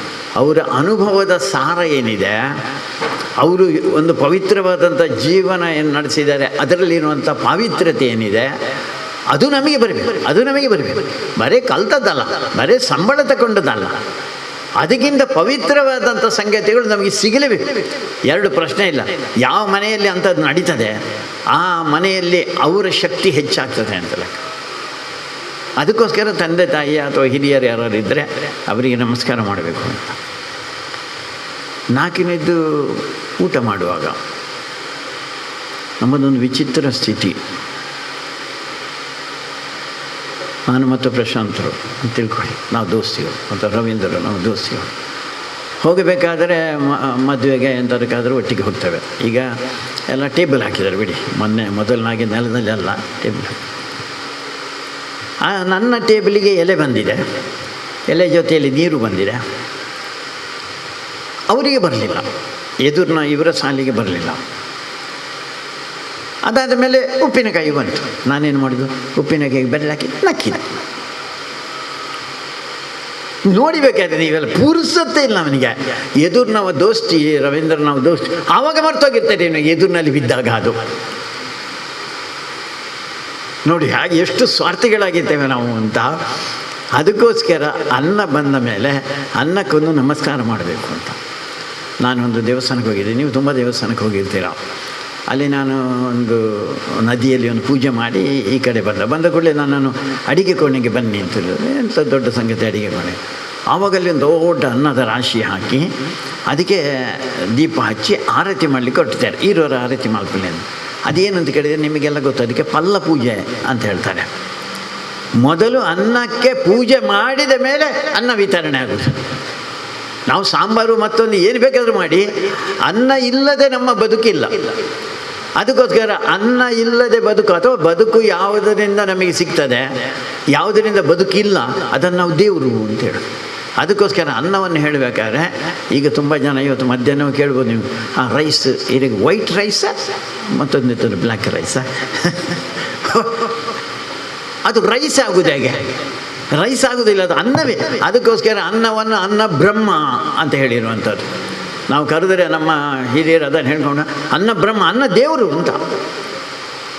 ಅದಕ್ಕೆ ಅದು ರೈಸ್ ಅಲ್ಲ, ಅದು ಅನ್ನವೇ. ನಮಗೆ ನಾಚಿಗೆ, ನಮಗೆ ಅನೇಕ ಸಂಗತಿಗಳು ನಮ್ಮ ಶ್ರೇಷ್ಠತೆಯನ್ನು ಹೇಳಿಕೊಳ್ಳಿಕ್ಕೆ ನಾಚಿಗಾಗಿ ಯಾವುದು ಸತ್ವ ಇಲ್ಲದೆ. ಈಗ ಇಲ್ಲಿ ಒಬ್ಬರು ಹೇಳಿದ್ರಲ್ಲ ನನ್ನ ಮಿಸ್ಸೆಸ್ ಅಂತ, ಯಾರು ಹೇಳಬೇಡಿ ದಯವಿಟ್ಟು ಮಿಸ್ಸೆಸ್ ಅಂತ ಹೇಳಬೇಡಿ. ಮಿಸ್ಸೆಸ್ಸಿಗೆ ಏನಾರು ಅರ್ಥ ಉಂಟಾ? ಯಾರ ಥರದ್ದು ಕೇಳಿ, ಇಂಗ್ಲೀಷ್ನವರಿಗೆ ಯಾರ ಥರದ್ದು ಕೇಳಿ. ಅಭ್ಯಾಸದಲ್ಲಿ ಬಂದೆ, ಗಂಡಸರಿಗಾದರೂ ಬಂದರೂ ಅದೊಂದು ಗಂಡಸ ಅವನಿಗೆ ಗೊತ್ತಿಲ್ಲ ಅಂತ. ಹೆಂಡತಿ ಕೂಡ ಹೇಳ್ತಾಳೆ ಹೇಗೆ, ಯಾರೊಂದು ಬೇರೆ ಮಿಸ್ಸೆಸ್ ಅಂತ. ಮಿಸ್ಸೆಸ್ಸಿಗೆ ಏನು ಅಂತ ಅರ್ಥನೇ ಇಲ್ಲ, ಯಾರೋ ಹೇಳಿದ್ದಾರೆ ಅಂತ ನಾವು ಹೇಳೋದು.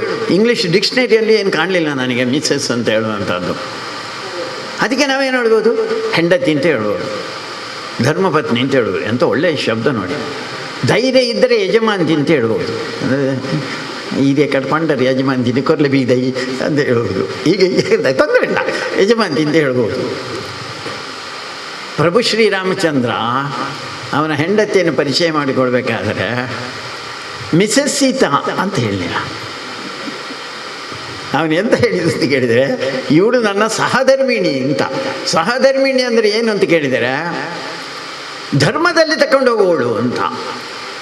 ರಾಮ ಕಾಡಿಗೆ ಹೊರಟಲ್ಲ, ಕಾಡಿಗೆ ಹೊರಟಾಗ ಅವನು ಸೀದಾ ಹೊರಟ. ಅಪ್ಪನ ಮಾತು ಕೇಳಿದರೆ ಸೀದಾ ಹೊರಟು. ಕೂಡಲೇ ಇವಳು ಕೇಳಿದೆ, ಓಡಿ ಒಬ್ಬ ನೀರು ಅಂತ ಕೇಳಿ. ಮತ್ತು ಯಾರು ಕಾಡಿಗೆ ಅಮ್ಮೇರು ಪಂತೆ ಹಾಗೆ ಆಗೋದಿಲ್ಲ ಅಂತ ಹೇಳಿದ. ನಾನು ಕೈ ಹಿಡಿದಂಥ ಧರ್ಮಪತ್ನಿಗೆ ಒಂದಷ್ಟು ಜವಾಬ್ದಾರಿ ಇದೆ, ಪತಿಗೆ ಒಂದಷ್ಟು ಜವಾಬ್ದಾರಿ ಇದೆ. ಆ ಜವಾಬ್ದಾರಿ ಏನು ಅಂತ ಧರ್ಮದಲ್ಲಿ ಹೇಳಿದೆ, ಆ ಸಂಗತಿಯನ್ನು ಅವಳು ನೆನಪು ಮಾಡಿಕೊಟ್ರು. ತುಂಬ ಕಡೆಯಲ್ಲಿ ನಮ್ಮ ರಾಮಾಯಣದಲ್ಲಿ ರಾಮ ತಪ್ಪು ಮಾಡಿದ, ಹೆಂಡತಿಯನ್ನು ಕಾಡಿಗೆ ಕಳಿಸಿದ, ಹಾಗೆ ಅಂತ ಹೇಳ್ತಾರಲ್ಲ.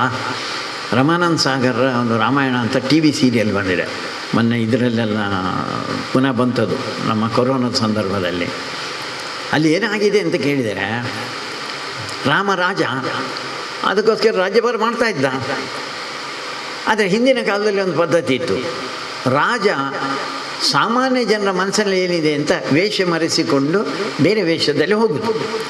ಅವ ಹಾಗೆ ಹೋಗಿ ಆದ ಮೇಲೆ ಅಲ್ಲಿ ಗುಸು ಮಾತಾಡ್ಬೇಕು, ಎಂಥ ಮಾರೆ ಇವ, ಇಂಥ ದೊಡ್ಡ ರಾಜ ಚಕ್ರವರ್ತಿಯಿಂದ ಕೂತಿದ್ದಾನೆ, ನಮಗೆ ಧರ್ಮದ ಬೋಧನೆ ಮಾಡ್ತಾನೆ, ಇವನ ಹೆಂಡತಿ ಹೇಗೆ ಅಂತ ಗೊತ್ತಾ ನಿಮಗೆ? ಅವಳು ಅಲ್ಲಿ ರಾಮನೊಟ್ಟಿಗೆ ಹೋದದ್ದು ಇನ್ನೇನೇನು ಮಾಡಿದಾಳು, ಹಾಗೆ ಅಂತ ಗುಸು ಮಾತಾಡ್ದು ಹೇಳ್ತಾನೆ.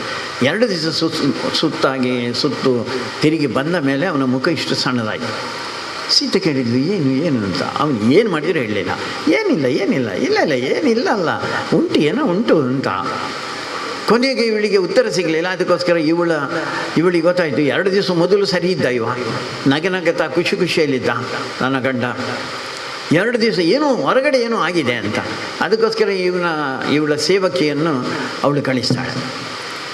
ಅವಳು 1 ದಿವಸ ಹೋಗಿ ಅವಳಿಗೆ ಸುದ್ದಿ ಸಿಕ್ಕಿತು, ಹೀಗೆ ಹೇಳ್ತಾರೆ. ವಾಪಸ್ ಬಂದ ಮೇಲೆ ಏನು ಅಂತ ಅವಳು ಹೇಳೋದಿಲ್ಲ, ನೀನು ಹೇಳಲೇಬೇಕು. ಆವಾಗ ಅವಳು ಹೇಳ್ತಾಳೆ, ಹೀಗೆ ಆಗಿದೆ, ಹೀಗೆಲ್ಲ ಸುದ್ದಿ ಆಗಿದೆ. ಅದಕ್ಕೆ ಮರುದಿವಸ ಬಂದು ಸೀತೆ ರಾಮನ ಹತ್ರ ಹೇಳ್ತಾಳೆ, ನೀನು ಧರ್ಮದ ಒಂದು ಪೀಠದಲ್ಲಿ ಕೂತಿದ್ಯಾ, ಪ್ರಜೆಗಳ ಅಭಿಪ್ರಾಯ ಏನಿದೆ ಅದರ ಪ್ರಕಾರ ನೀನು ನಡ್ಕೊಳ್ಬೇಕಾಗ್ತದೆ, ಅದು ಧರ್ಮ ಹೇಳುವಂಥದ್ದು. ಅದಕ್ಕೋಸ್ಕರ ನೀನೊಂದು ತ್ಯಾಗ ಮಾಡಬೇಕು. ಅದು ಮಾಡು, ಏನು ದೊಡ್ಡ ಸಂಗತಿ ಅಂತ ಹೇಳ್ದ. ಆವಾಗ ಅವಳು ಹೇಳಿದ್ದು ಬರೀ ತ್ಯಾಗ ಅಲ್ಲ, ಪರಿತ್ಯಾಗ ಮಾಡಬೇಕು. ಇವನಿಗೆ ಮತ್ತು ಏನು ಅಂತ ಅರ್ಥ ಆಗಲಿಲ್ಲ. ಅದೇನು ಅಂತ ಕೊನೆಗೆ ಅವಳು ಹೇಳ್ತಾಳೆ, ನೀನು ಸೀತಾ ಪರಿತ್ಯಾಗ ಮಾಡಬೇಕು. ಅವನು ಕುಸ್ತಿ ಬಿದ್ದ ಅವನು. ಸೀತೆ ಅಂದರೆ ಅವಳಿಗಿಂತ ದೊಡ್ಡ ಜೀವವಿಲ್ಲ ಅವನ ಹತ್ರ. ನೀವು ಆಮೇಲಿನ ದಿನಗಳಲ್ಲಿ ನೋಡ್ತೀರಿ, ಸೀತೆಯ ಮೂರ್ತಿಯನ್ನು ಇಟ್ಟುಕೊಂಡೇ ಅವನು ಇದು ಮಾಡಿದ. ಹೀಗೆ ಹಂತ ಹಂತದಲ್ಲಿ ಧರ್ಮದ ಬೋಧನೆ ಮಾಡಿದವಳು ಅವಳು ಸೀತೆ ಅಂತ. ಅದಕ್ಕೋಸ್ಕರ ಸಹಧರ್ಮಿಣಿ. ಆಗಲೂ ನಾನು ನಿಮಗೆ ಹೇಳಿರುವಂಥದ್ದು, ನಮ್ಮ ಎಲ್ಲ ಧರ್ಮ ಸಂಸ್ಕೃತಿ ಜೀವನ ಮೌಲ್ಯಗಳ ಶಿಕ್ಷಣ ಕೊಡುವವಳು ಅವಳ ಹೆಂಡತಿ. ಅದಕ್ಕೋಸ್ಕರ ಈ ಚಿಂತನೆಯನ್ನು ಕೂಡ ಕೊಡುವಂಥದ್ದು ಅದು ನಮ್ಮಲ್ಲಿ ಆಗಬೇಕು ಅಂತ. ಅದಕ್ಕೆ ಅನ್ನಕ್ಕೆ ನಮಸ್ಕಾರ, ಅನ್ನ ದೇವರು. 5ನೇ ಸಂಗತಿ, ಇಡೀ ಪರಿಸರ ಏನಿದೆ ಅದನ್ನು ಪೂಜೆ ಮಾಡೋರು ನಾವು ಮಾತ್ರ ಜಗತ್ತಿನಲ್ಲಿ. ನಾನಾಗ ಸೂರ್ಯನನ್ನು ಹೇಳಿದಾಗೆ ಇಡೀ ಜಗತ್ತಿನಲ್ಲಿರುವಂಥ ಎಲ್ಲದಕ್ಕೂ ಪೂಜೆ ಮಾಡೋರು, ಎಲ್ಲದರಲ್ಲೂ ದೇವರನ್ನು ಕಾಣುವವರು. ಅದು ಮರ ಇರ್ಬೋದು, ಮಣ್ಣಿರ್ಬೋದು, ಕಲ್ಲಿರ್ಬೋದು, ಅಥವಾ ಯಾವುದಾದ್ರು ತಾಮ್ರವೋ ಕಬ್ಬಿಣವೋ ಅಂಥವ್ರು, ಎಲ್ಲದರಲ್ಲೂ ದೇವರನ್ನು ಕಾಣುವಂಥ ಜನ ನಾವು ಮಾತ್ರ ಜಗತ್ತಿನಲ್ಲಿ, ಹಿಂದೂಗಳು ಮಾತ್ರ. ಅದಕ್ಕೋಸ್ಕರ ಇಡೀ ಪರಿಸರ ಏನಿದೆ ಇವತ್ತು ಜೋರು ಶುರುವಾಗಿದೆ. ಪರಿಸರ ಉಳಿಸಿ ಪರಿಸರ ಸಂರಕ್ಷಣೆ ಹಾಗೆ ಹೀಗೆ ಅಂತಾಗಿಲ್ಲ.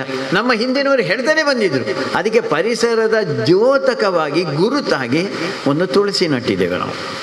ತುಳಸಿಗೆ ವೈಜ್ಞಾನಿಕ ಸಂಗತಿಗಳು ಇದೆ, ಅದು ಬೇರೆ. ನಾವು ನೆನಪು ಮಾಡಿಕೊಳ್ಳಿ, ನಾನು ಇದನ್ನು ಉಳಿಸ್ತೇನೆ ಅಂತ. ಅದಕ್ಕೆ ತುಳಸಿಗೆ ಒಂದು ನೀರು ಹಾಕಿ ಒಂದು ದೀಪ ನಾವು ಹಚ್ಚುತ್ತೇವ. ಸಂಜೆ ಹೊತ್ತಿನಲ್ಲಿ ಒಂದು ದೀಪ ಹಚ್ಚು. 6ನೇದ್ದು ಮುಸ್ಸಂಜೆ ಆಗುವಂಥ ಹೊತ್ತಿಲ್ಲ, ಸಾಮಾನ್ಯ ಮನೆಯಲ್ಲಿ ಒಂದು ಭಜನೆ ಆಗಬೇಕು. ಯಾಕೆ ಭಜನೆ ಅಂತ ಕೇಳಿದರೆ, ಭಜನೆ ವಿಭಜನೆ ಮಾಡುವುದಿಲ್ಲ ಅಂತ, ನಮ್ಮನ್ನು ಒಟ್ಟು ಸೇರಿಸ್ತದೆ ಅಂತ. ಒಬ್ಬ ಹೇಳುದು, ಉಳಿದವರೆಲ್ಲ ಒಟ್ಟಿಗೆ ಹೇಳುದು. ಈ ಪನ್ಲಕ್ಕೆ ಯಾನು ಕೇಳಿಜಿ ಇಲ್ಲ, ಅಲ್ಲಿ ಭಜನೆಯಲ್ಲಿ ಒಟ್ಟೆ ಹೇಳುದು. ಎಲ್ಲರು ತಾಳ ಹಾಕೋದು, ಒಟ್ಟಿಗೆ ತಾಳ ಹಾಕೋದು. ಒಂದೇ ಕಡೆಗೆ ನಮ್ಮದು ದೃಷ್ಟಿ, ನಮ್ಮದು ಚಿಂತನೆ ಒಂದೇ ಕಡೆಗೆ. ಅದಕ್ಕೋಸ್ಕರ ಭಜನೆ ನಮ್ಮನ್ನು ಒಟ್ಟು ಮಾಡ್ತದೆ, ಒಂದು ಮಾಡ್ತದೆ ಅಂತ. ಅದಕ್ಕೆ ಬೆಳಗ್ಗೆನೂ ದೇವರಿಗೆ ನಮಸ್ಕಾರ, ಸಂಜೆ ನನ್ನೆಲ್ಲ ಕಾರ್ಯಕಲಾಪಗಳಾದ ಮೇಲೆ ಕೂಡ ಒಂದು ದೇವರಿಗೆ ನಮಸ್ಕಾರ. ದೇವರ ಆಧಾರದಲ್ಲಿ ನಮ್ಮ ಜೀವನ ನಡೀತಾ ಇರೋದು, ನೆನಪಿರಲಿ. ತೇನ ವಿನ ತೃಣಮಪಿನ ಚಲತಿ ಅಂತ ಹೇಳ್ತಾರೆ. ನಿನ್ನ ಆಶೀರ್ವಾದ ಇಲ್ಲದೆ ಒಂದು ಹುಲ್ಲುಗಡ್ಡಿ ಕೂಡ ಹತ್ತಲಾಗಿದ್ಲಾಗ ಅಲ್ಲಾಡೋದಿಲ್ಲ ಅಂತ ನಮ್ಮ ನಂಬಿಕೆ. ಹಾಗೆ ಹೇಗೆ ಅಲ್ಲಿನೂ ದೇವರಿದ್ದಾನೆ ಅಂತ ನಮ್ಮ ನಂಬಿಕೆ. ಎಲ್ಲದರಲ್ಲೂ ದೇವರಿದ್ದಾನೆ ಅಂತ ನೋಡುವಂಥ ಜನ ನಾವು ಮಾತ್ರ. ವಿವೇಕಾನಂದರು ಅಮೇರಿಕಕ್ಕೆ ಹೋಗಿದ್ರಲ್ಲ, ಮೊದಲನೇ ವಾಕ್ಯ ಎಲ್ಲರಿಗೂ ಗೊತ್ತಿದೆ. ಅವರು ಹೇಳಿರುವಂಥದ್ದು, my dear sisters and brothers of America ಅಂತ. ಎಲ್ಲರಿಗೂ ಆಶ್ಚರ್ಯ. ಅಲ್ಲಿದ್ದಂಥ 7,000 ಜನ ಭಾರಿ ಪ್ರಕಾಂಡ ಪಂಡಿತರು, ನಮ್ಮಾಗೆ ಅಲ್ಲ, ಪ್ರಕಾಂಡ ಪಂಡಿತರು. ಮುಸಲ್ಮಾನರು, ಕ್ರಿಶ್ಚಿಯನ್ರು, ಯಹೂದಿಗಳು, ಪಾರ್ಸಿಗಳು, ಝರಸ್ಟ್ರಿಯನ್, ಹೀಗೆ ಜಗತ್ತಿನ ಎಲ್ಲ ಮತ ಪಂಡಿತರು ಅಲ್ಲಿ ಸೇರಿದರು. ಎಲ್ಲರೂ ಕುಣಿದ್ರು, ಕುಪ್ಪಳಿದ್ರು, ಚಪ್ಪಾಳೆ ತಟ್ಟಿದರು. ಯಾಕೆ ಅಂತ ಕೇಳಿದರೆ, ಅವರಿಗೆ ಇವತ್ತಿನವರೆಗೆ ಅದು ಗೊತ್ತೇ ಇಲ್ಲ. ನಾನು ಹೇಳಿದ್ದೇ ಧರ್ಮ, ನಾನು ಹೇಳಿದ್ದೇ ದೇವರು, ನಾನು ಹೇಳಿದ ಕ್ರಮದಲ್ಲೇ ಪೂಜೆ ಆಗಬೇಕು. 2ನೇದ್ದು, ಯಾರು ಆ ದೇವರನ್ನು ನಂಬುವುದಿಲ್ಲ, ಯಾರ ಕ್ರಮದಲ್ಲಿ ಇರುವುದಿಲ್ಲ, ಅವರ ತಲೆ ಕಟ್ಟಿರಿಸು. ಮೊನ್ನೆ ಆಯ್ತಲ್ಲ ಸರ್ ತನ್ಸಿ ಜುದಾ ಅಂತ ಒಂದು ಘಟನೆ ಆಯ್ತಲ್ಲ. ಆ ರೀತಿ ಯೋಚನೆ ಮಾಡ್ತಾ ಇದ್ದಂಥ ಜನಕ್ಕೊಂದು ಹೊಸ ಕಲ್ಪನೆ ಏನು, ಎಲ್ಲರಿಗೂ ಒಬ್ಬನೇ ದೇವರು ರೀ, ಒಬ್ಬನೇ ದೇವರು, ನಾವೆಲ್ಲರೂ ಅವನ ಅಂಶ. ಅದು ಅಮೇರಿಕಾದವನಿರಲಿ, ಭಾರತದವನಿರಲಿ, ರಷ್ಯಾದವನಿರಲಿ, ಆಸ್ಟ್ರೇಲಿಯಾದವನಿರಲಿ, ಜಪಾನ್ನವರಿರಲಿ, ಆಫ್ರಿಕಾದವನಿರಲಿ, ಕಪ್ಪಿರಲಿ, ಬಿಳಿ ಇರಲಿ, ಕಲ್ತವಿರಲಿ, ಕಲ್ಯದವರಿರಲಿ, ಶ್ರೀಮಂತ ಇರಲಿ, ಬಡವರೇ, ಎಲ್ಲರಿಗೂ ಒಬ್ಬನೇ ದೇವರು. ಆ ದೇವರ ಅಂಶಗಳು ನಾವೆಲ್ಲ ಅಂತ. ನೀವು ಅನೇಕ ಬಾರಿ ಹೋಗಬೇಕಾದ್ರೆ ನೋಡ್ತೀರಲ್ಲ, ಪಕ್ಕ ಕಾಲು ತಾಟಿತು ಅಂತ ತಿಳ್ಕೊಳ್ಳಿ. ಆಯ್ತಾ, ಕಾಲು ತಾಟಿದ್ಕೊಳ್ಳಿ, ಮೊದಲನೇ ಕೆಲಸ ಅಂತ ಅದಕ್ಕೆ ನಮಸ್ಕಾರ. ಯಾಕೆ ನಮಸ್ಕಾರ? ಕಾಲು ತಾಟಿರೋ ಬಾರಿ ದೊಡ್ಡ ಸಂಗತಿಯ? ಅವನೇನು ಗಾಯ ಆಗಲಿಲ್ಲ, ಮತ್ತೊಂದಾಗಲಿಲ್ಲ. ಯಾಕೆ ಅಂತ ಕೇಳಿದರೆ, ನಾನು ಆ ದೇವರಿಗೆ ನಾನು ತುಳಿದಿದ್ದೇನೆ ಅಂತ. ಯಾವ ದೇವರು? ಅದು ಮಜಾ ಇರುವಂಥದ್ದು. ಅವನಲ್ಲಿರುವ ದೇವರು ನನ್ನಲ್ಲಿರುವಂಥ ದೇವರು ಬೇರಲ್ಲ. ಅದಕ್ಕೆ ನನ್ನ ದೇವರಿಗೆ ನಾನು ನಮಸ್ಕಾರ ತುಳಿದಿದ್ದೇನೆ, ಅದಕ್ಕೆ ಕ್ಷಮೆ ಇರಲಿ. ನೋಡಿ ನಮ್ಮ ಕಲ್ಪನೆಗಳು ಎಷ್ಟು ವಿಶಾಲ ಆಗಿದೆ ಅಂತ ಭಾರಿ ದೊಡ್ಡ ವಿಶಾಲವಾದಂಥ ದೃಷ್ಟಿಕೋನ ಅದು ನಮ್ಮದು. ಅದಕ್ಕೋಸ್ಕರ ಮನೆಯಲ್ಲಿ ಈ ಸಂಪ್ರದಾಯಗಳು ಅಂತ ಹೇಳ್ತೇವೆ. ಸಂಪ್ರದಾಯ ಅಂತ ಹೇಳಿದ ಕೂಡಲೇ ಈಗ ಕಲ್ತಂಥವರೆಲ್ಲ ಒಂದು ಮೂಗು ಚಿವುಟಿಕೊಳ್ತಾರೆ. ಸಂಪ್ರದಾಯ ಅಂದರೆ ಹಳೆಯ ಗೊಡ್ಡು, ಅದು ಎಂಥದ್ದು ಮಾರ್ಯಾರೆ ಅಂತ ಹೇಳ್ತಾರೆ. ಆದರೆ ವಿದೇಶಿಯರು ಬಂದಂಥವರೆಲ್ಲ ನೋಡಿದಾಗ ಈ 6-7 ಸಂಪ್ರದಾಯಗಳು ಯಾವ ಮನೆಯಲ್ಲಿದೆ ಅಲ್ಲಿ ಹೇಳಿದ್ರು ಅಲ್ಲಿಂದು ವೈಬ್ರೇಷನ್ ಇದೆ ಆ ಮನೆಯಲ್ಲಿ. ಆ ಮನೆಯಲ್ಲಿ ಒಂದು ಪಾಸಿಟಿವ್ ಎನರ್ಜಿ ಇದೆ ಅಂತ, ಒಂದು ಸಕಾರಾತ್ಮಕವಾದಂಥ ಶಕ್ತಿ ಇದೆ ಅದರಲ್ಲಿ. ಅದಕ್ಕೆ ನಮ್ಮ ಮನೆ ಹಾಗೆ ಆಗುತ್ತಾ? ನಮ್ಮ ಮನೆಯು ಕೂಡ ಒಂದು ಸಕಾರಾತ್ಮಕ ಶಕ್ತಿ ಇರುವಂಥದ್ದು, ಬಂದವರಿಗೆ ಒಂದು ವೈಬ್ರೇಷನ್ ನಿರ್ಮಾಣ ಮಾಡುವಂಥ ಒಂದು ಮನೆ ಆಗುತ್ತಾ ನಮ್ಮದು? ಅವರು ಹೇಳಿದರು ಮುಂದಿನ ಪೀಳಿಗೆ ಏನಾಗಬೇಕು ಅಂತ ನಾವು ಯೋಚನೆ ಮಾಡುವುದು. ಎಂಥದ್ದು ಬೇಕಾದ್ರೂ ಆಗಲಿ ಅಂತ ಅಲ್ಲ. ಮಗು ನಮಗೆ ಹುಟ್ಟಬೇಕು ಹೇಳ್ತಾರೆ, ವಿಜ್ಞಾನ ಕೂಡ ಅದನ್ನು ಹೇಳ್ತಾ ಉಂಟು. ನಾವು ಹುಟ್ಟಬೇಕು, ಯಾವ ಮಗು ಹುಟ್ಟಬೇಕು, ಯಾವ ರೀತಿಯ ಮಗು ಹುಟ್ಟಬೇಕು ಅಂತ ಯೋಚನೆ ಮಾಡಿ ನಾವೇನಾದರೂ ಮುಂದುವರೆದರೆ ನಮಗೆ ಬೇಕಾದಂಥ ಮಗು ಸಿಗ್ತದೆ. ಎಲ್ಲೋ ಯೋಚನೆ ಮಾಡೋದು, ಏನೋ ಮಾಡೋದು, ಮಜಾ ಮಾಡೋದು, ಅದರಲ್ಲಿ ಆಗೋದಿಲ್ಲ. ಅದಕ್ಕೋಸ್ಕರ ನಮ್ಮ ಮುಂದಿನ ಪೀಳಿಗೆ ಎಂಥದ್ದಾಗಬೇಕು. ಈಗ ಆಯಿತು, ಒಂದು ಪೀಳಿಗೆ ನಿಮ್ಮದು ಆಯಿತು, ಇನ್ನು ಮುಂದಿನ ಪೀಳಿಗೆ ಬಗ್ಗೆ ನೀವು ಯೋಚನೆ ಮಾಡುವಂಥವ್ರು. ಅದಕ್ಕೋಸ್ಕರ ಮುಂದಿನ ಪೀಳಿಗೆ ಯೋಚನೆ ಮಾಡಬೇಕಾದ್ರೆ ಒಳ್ಳೆಯದನ್ನೇ ಯೋಚನೆ ಮಾಡಬೇಕು ಅಂತ. ಅದಕ್ಕೆ ಇಡೀ ಜೀವನದ ದೃಷ್ಟಿ ಒಂದು ಹಂತದವರೆಗೆ ಆಯಿತು.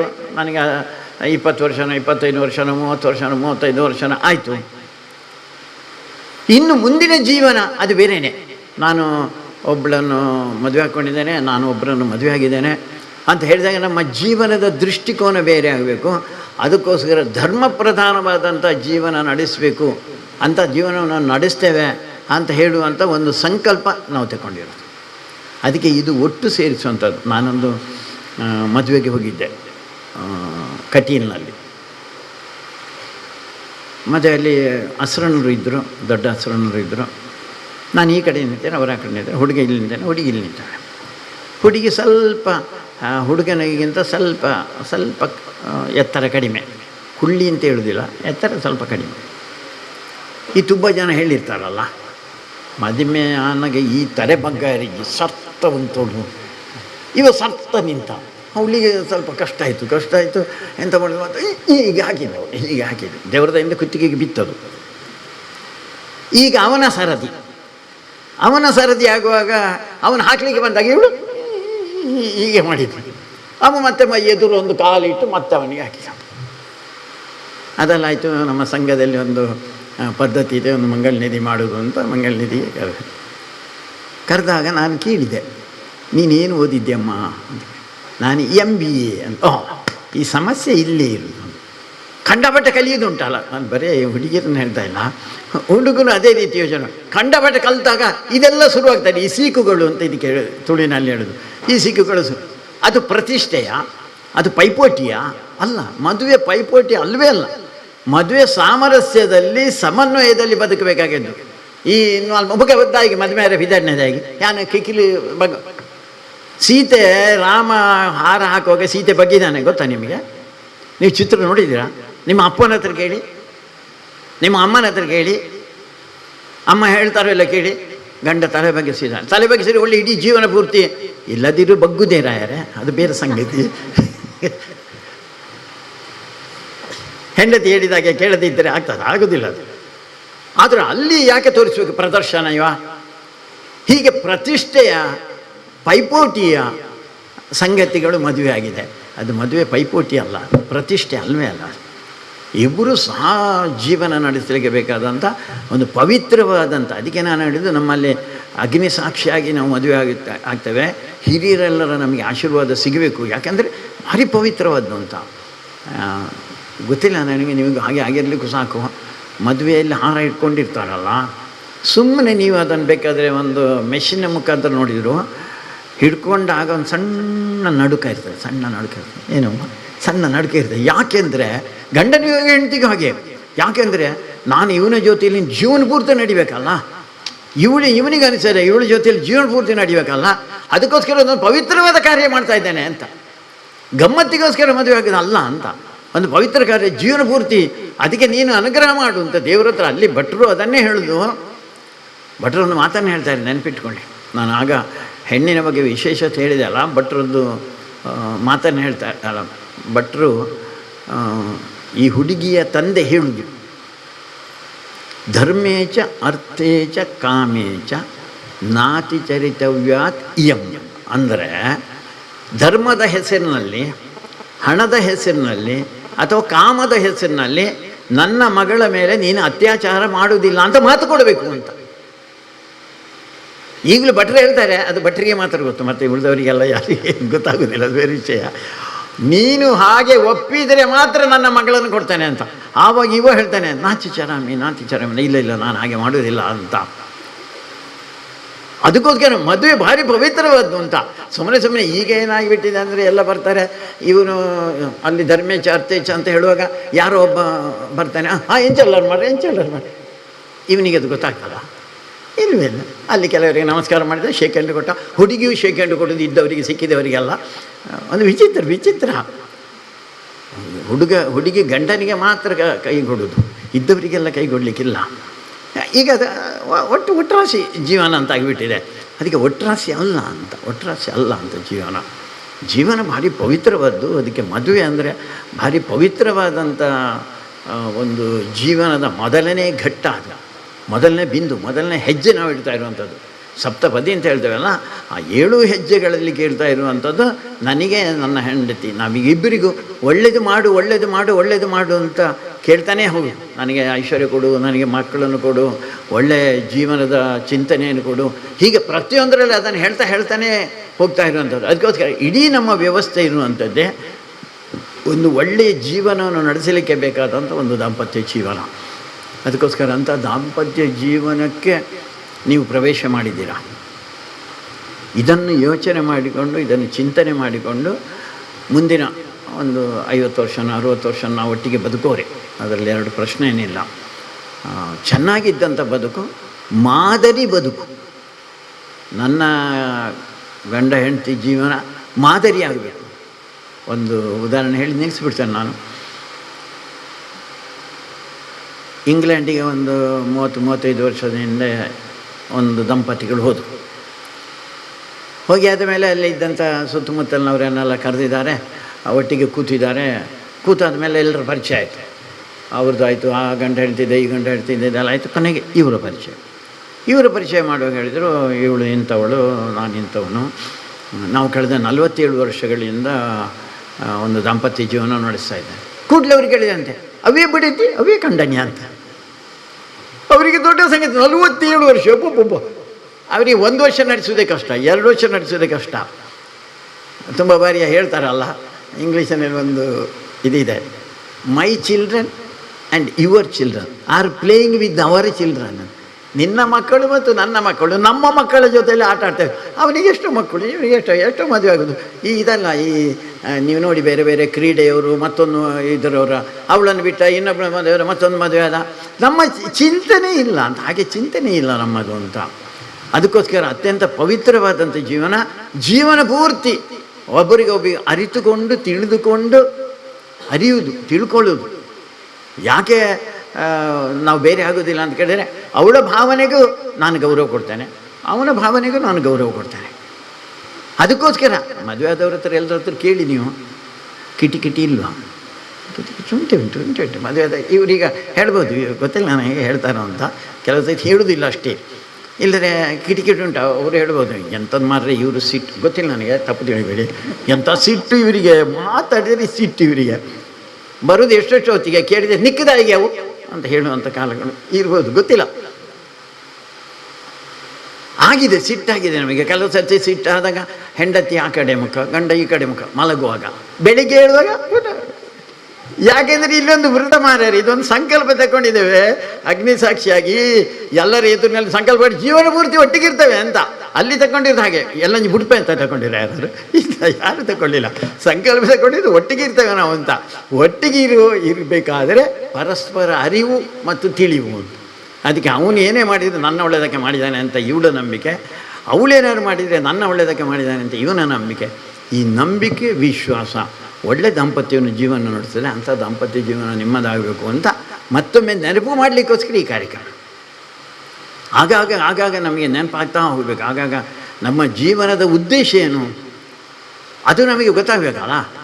ಮೊನ್ನೆ ಅವರು ಹೇಳ್ತಾ ಬಂದರು, ಒಂದು ಬಸ್ನಲ್ಲಿ ಒಬ್ಬ ಹೋಗಿ ಕೂತಂತೆ, ಕಂಡಕ್ಟ್ರ್ ಕೇಳಿದ್ರಂತೆ ಓಡೆಗೆ ಅಂತ, ಒಂದು ಓಡೆಗೆ ಬಾಪುನ ಅಡೆಗೆ, ಆಗ ಓಡೆಗೆ ಬಾಪುನ ಅಡೆಗೆ, ಅವನು ಏನೇನು ಹೇಳಿದ್ರು ಓಡೆ ಬಾಪು ಇಲ್ಲ, ಒಂದು ಉದ್ದೇಶ ಉಂಟು ನಮಗೆ, ಅದು ಕಿನ್ಯಗೆ ಅದರಿಂದ ಮುಂದಕ್ಕೆ ಓಡೆ ಬಾಪುಂಡ ಅಡೆಮುಟ್ಟ ಹೋಗಲಿಕ್ಕಿಲ್ಲ ನಾವು. ಅದಕ್ಕೆ ನಮ್ಮ ಜೀವನದ ಉದ್ದೇಶ ಏನು, ದಾಂಪತ್ಯ ಜೀವನದ ಉದ್ದೇಶ ಏನು ಅಂತ ತಿಳ್ಕೊಂಡು ಆ ರೀತಿಯಲ್ಲಿ ನಡೆಯುವಂಥ ಪ್ರಯತ್ನ ಮಾಡೋಣ. ದೇವರು ನಿಮಗೆ ಆ ಒಂದು ದುರ್ಗಾ ಪರಮೇಶ್ವರಿ ತಲಪಾಡಿಯ ದುರ್ಗಾ ಪರಮೇಶ್ವರಿ ಮತ್ತು ನಾವು ನಂಬಿಕೊಂಡು ಬಂದಿರುವಂಥ ಎಲ್ಲ ದೇವತೆಗಳು ನಿಮಗೆ ಅನುಗ್ರಹ ಮಾಡಲಿ. ಒಳ್ಳೆಯ ದಾಂಪತ್ಯ ಜೀವನ ಮತ್ತು ಒಳ್ಳೆಯ ಸಮಾಜಕ್ಕೆ ಒಳ್ಳೆಯ ಶಕ್ತಿ ಕೊಡುವಂಥ ಜೀವನ ಕುಟುಂಬ ನಿಮ್ಮದಾಗಲಿ. ಶುಭ. ಒಂದೇ ಮಾತರಂ. ಎನ್ನ ಧರ್ಮಪತ್ನಿನ ಪುದರ್ ಅಂಕಿತ ಶ್ರವಣ್ ಶೆಟ್ಟಿ ಬಂದು ಆರು ಕೋಜೆಂಟ್ ಪನ್ಪುನ ಸಂಸ್ಥೆಡ್ ಕ್ವಾಲಿಟಿ ಅನಾಲಿಸಿಸ್ ವರ್ಕ್ ಮಂತೊಂದುಲ್ಲೆರ್ ಬೊಕ ಎಂಕ್ಲ ಮ್ಯಾರೇಜ್ ಆದ್ ಮದಿಮೆ ಆದ ಎಂಕಲ್ನ ಆಲ್ಮೋಸ್ಟ್ ಆಜ್ ಎನ್ಮ ತಿಂಗಳು ಒಂದು ಬತ್ತಂಡು ಒಂದು ಅರ್ನ ಪರಿಚಯ ಎನ್ನ ಪರಿಚಯ ಆರು ಮನ್ಪೇರು ಅರ್ನ ಪುದರ್ ಶ್ರವಣ್ ಶೆಟ್ಟಿ ಅಂದು ಮೂಲೆ ಅಕ್ಕಲ್ನೆಲ್ಲ ಕೊಂಡಾನಡು ಅದು ಪನ್ಲಗನೆ ಕೊಟಾಕ್ ಲೈಫ್ ಇನ್ಶೂರೆನ್ಸ್ಡ್ ವೈಸ್ ಪ್ರೆಸಿಡೆಂಟ್ ಆದುಲ್ಲೆರ್ ಆತೆ ಎನ್ನ ಊರು ಮಂಗಲ್ದೇವಿ. ಎನ್ನ ಧರ್ಮಪತ್ನಿನ ಪುದರ್ ಕೀರ್ತಿ ಆಲ್ ಫಾರಂ ವಾಲ್ಡ್ heaven rose salon manager online ಟಿಪಿಟಿ ಕತ್ರಿ. ಎನ್ನ ಕಂಡನಿನ ಪುದರ್ ಕವಿತ್ರಾಜ್ ಆರ್ ಮ್ಯಾನ್ ಕೈಂಡ್ ವರ್ಕ್ ಮಂತೊಂದುಲ್ಲೆರ್ ಮಾರ್ಕೆಟಿಂಗ್ ಮ್ಯಾನೇಜರ್ ಆದ್ ಆರ್ ನಮ್ಮ ಇಲ್ಲು ಮುಲ್ಪನೆ ಕೊಲ್ಲೆರ್. ಆರ್ನೂರು ಕಕ್ಕೆ ಮಜದ ಆರ್ ಗೋಕುಲಂ ಚಿಟ್ ಆ್ಯಂಡ್ ಫೈನಾನ್ಸ್ಡ್ ಬಿಸ್ನೆಸ್ ಮ್ಯಾನೇಜರ್ ಆಗಿ ವರ್ಕ್ ಮಾಡ್ಕೊಂಡಿದ್ದಾರೆ. ಇಂಟ್ಲ ಮದ್ನಾದ ಮಾತ್ರ ಗಣ್ಯರಿಗೆ ಸುರುಕಾದ ನಿಮಗೆ ಸೊಲ್ಮೆಲ್ಲ ಸಂಘಟ ಮಾಡ್ತಿದ್ದಿಲ್ಲ. ಎನ್ನ ಪುದರ್ ಸಾಹಿಲ್ ರವಿ ಪಂಡದು ಎನ್ನ ಬಡುಗಿನ ಪುದರ್ ಕಾರ್ಯಕ್ರಮ ಬಗ್ಗೆ ಭಾರಿ ಖುಷಿ ಆಗ ಭಾರಿ ಮೂಕೆಡ್ಲೆತ್ತಿನ ಅಂಚನೆ ನಮ್ಮ ಮಾಮು ಶ್ರೀಯುತ ಶಿವರಾಮ್ ಶೆಟ್ಟರಿಗೆ ಎನ್ನ ಸೊಲ್ಮೇಲೆ ಅಂಚನೆ ಹಿರಿಯರ ಅಂಚಿನ ಕಳ್ಳತ್ತ ಪ್ರಭಾಕರ್ ಭಟ್ರು ಓಳು ದಿಕ್ಕಂಡಲ ಸುರುಕಾದ ಭಕ್ತಿ ನೈಕನಿಗಳಿಗೆ ಸೊಲ್ಮೇಲೆ ಯಾನ ಸಾಯಿ ಪ್ರೊಡಕ್ಷನ್ಸ್ ಪಂಪಿನಂಚಿನ ಈವೆಂಟ್ ಕಂಪನಿಡ್ ಒಟ್ಟುಗು ಬೇನೊಂದುಲ್ಲ ಅಂಚಾದ ಎನ್ನ ಬೇರೆಲ್ಲ ಅವ್ರು ಯಾರ ಬೇರೆಲ್ಲ ಅವ್ರು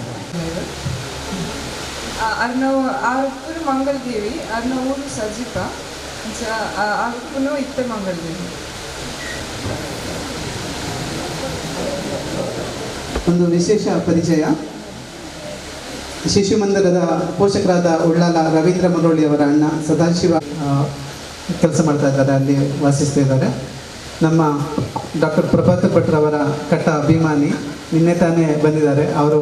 ಅವರನ್ನು ನೋಡಲಿಕ್ಕೆ ಬೇಕಾಗಿ ಇಲ್ಲಿಗೆ ಬಂದಿದ್ದಾರೆ. ಅವರು ವೇದಿಕೆಗೆ ಬಂದು ಆಶೀರ್ವಾದ ಪಡೆದುಕೊಳ್ಬೇಕಾಗಿ ಕೇಳ್ತಾರೆ.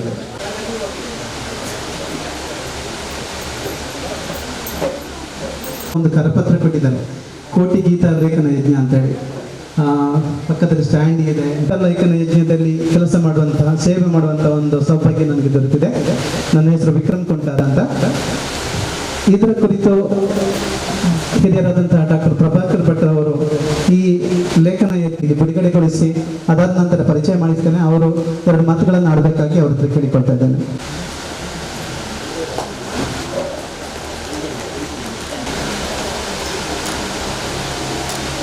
ಹಿರಿಯರಿಂದ ಆಗಬೇಕಾದಂಥ ಅವಶ್ಯಕತೆ ಇದೆ. ಎಲ್ಲವೂ ತಪ್ಪಿದ್ದೇವೆ ನಾವು, ಎಲ್ಲವೂ ಕೆಲಸ ಆಗಿಬಿಟ್ಟಿಲ್ಲ.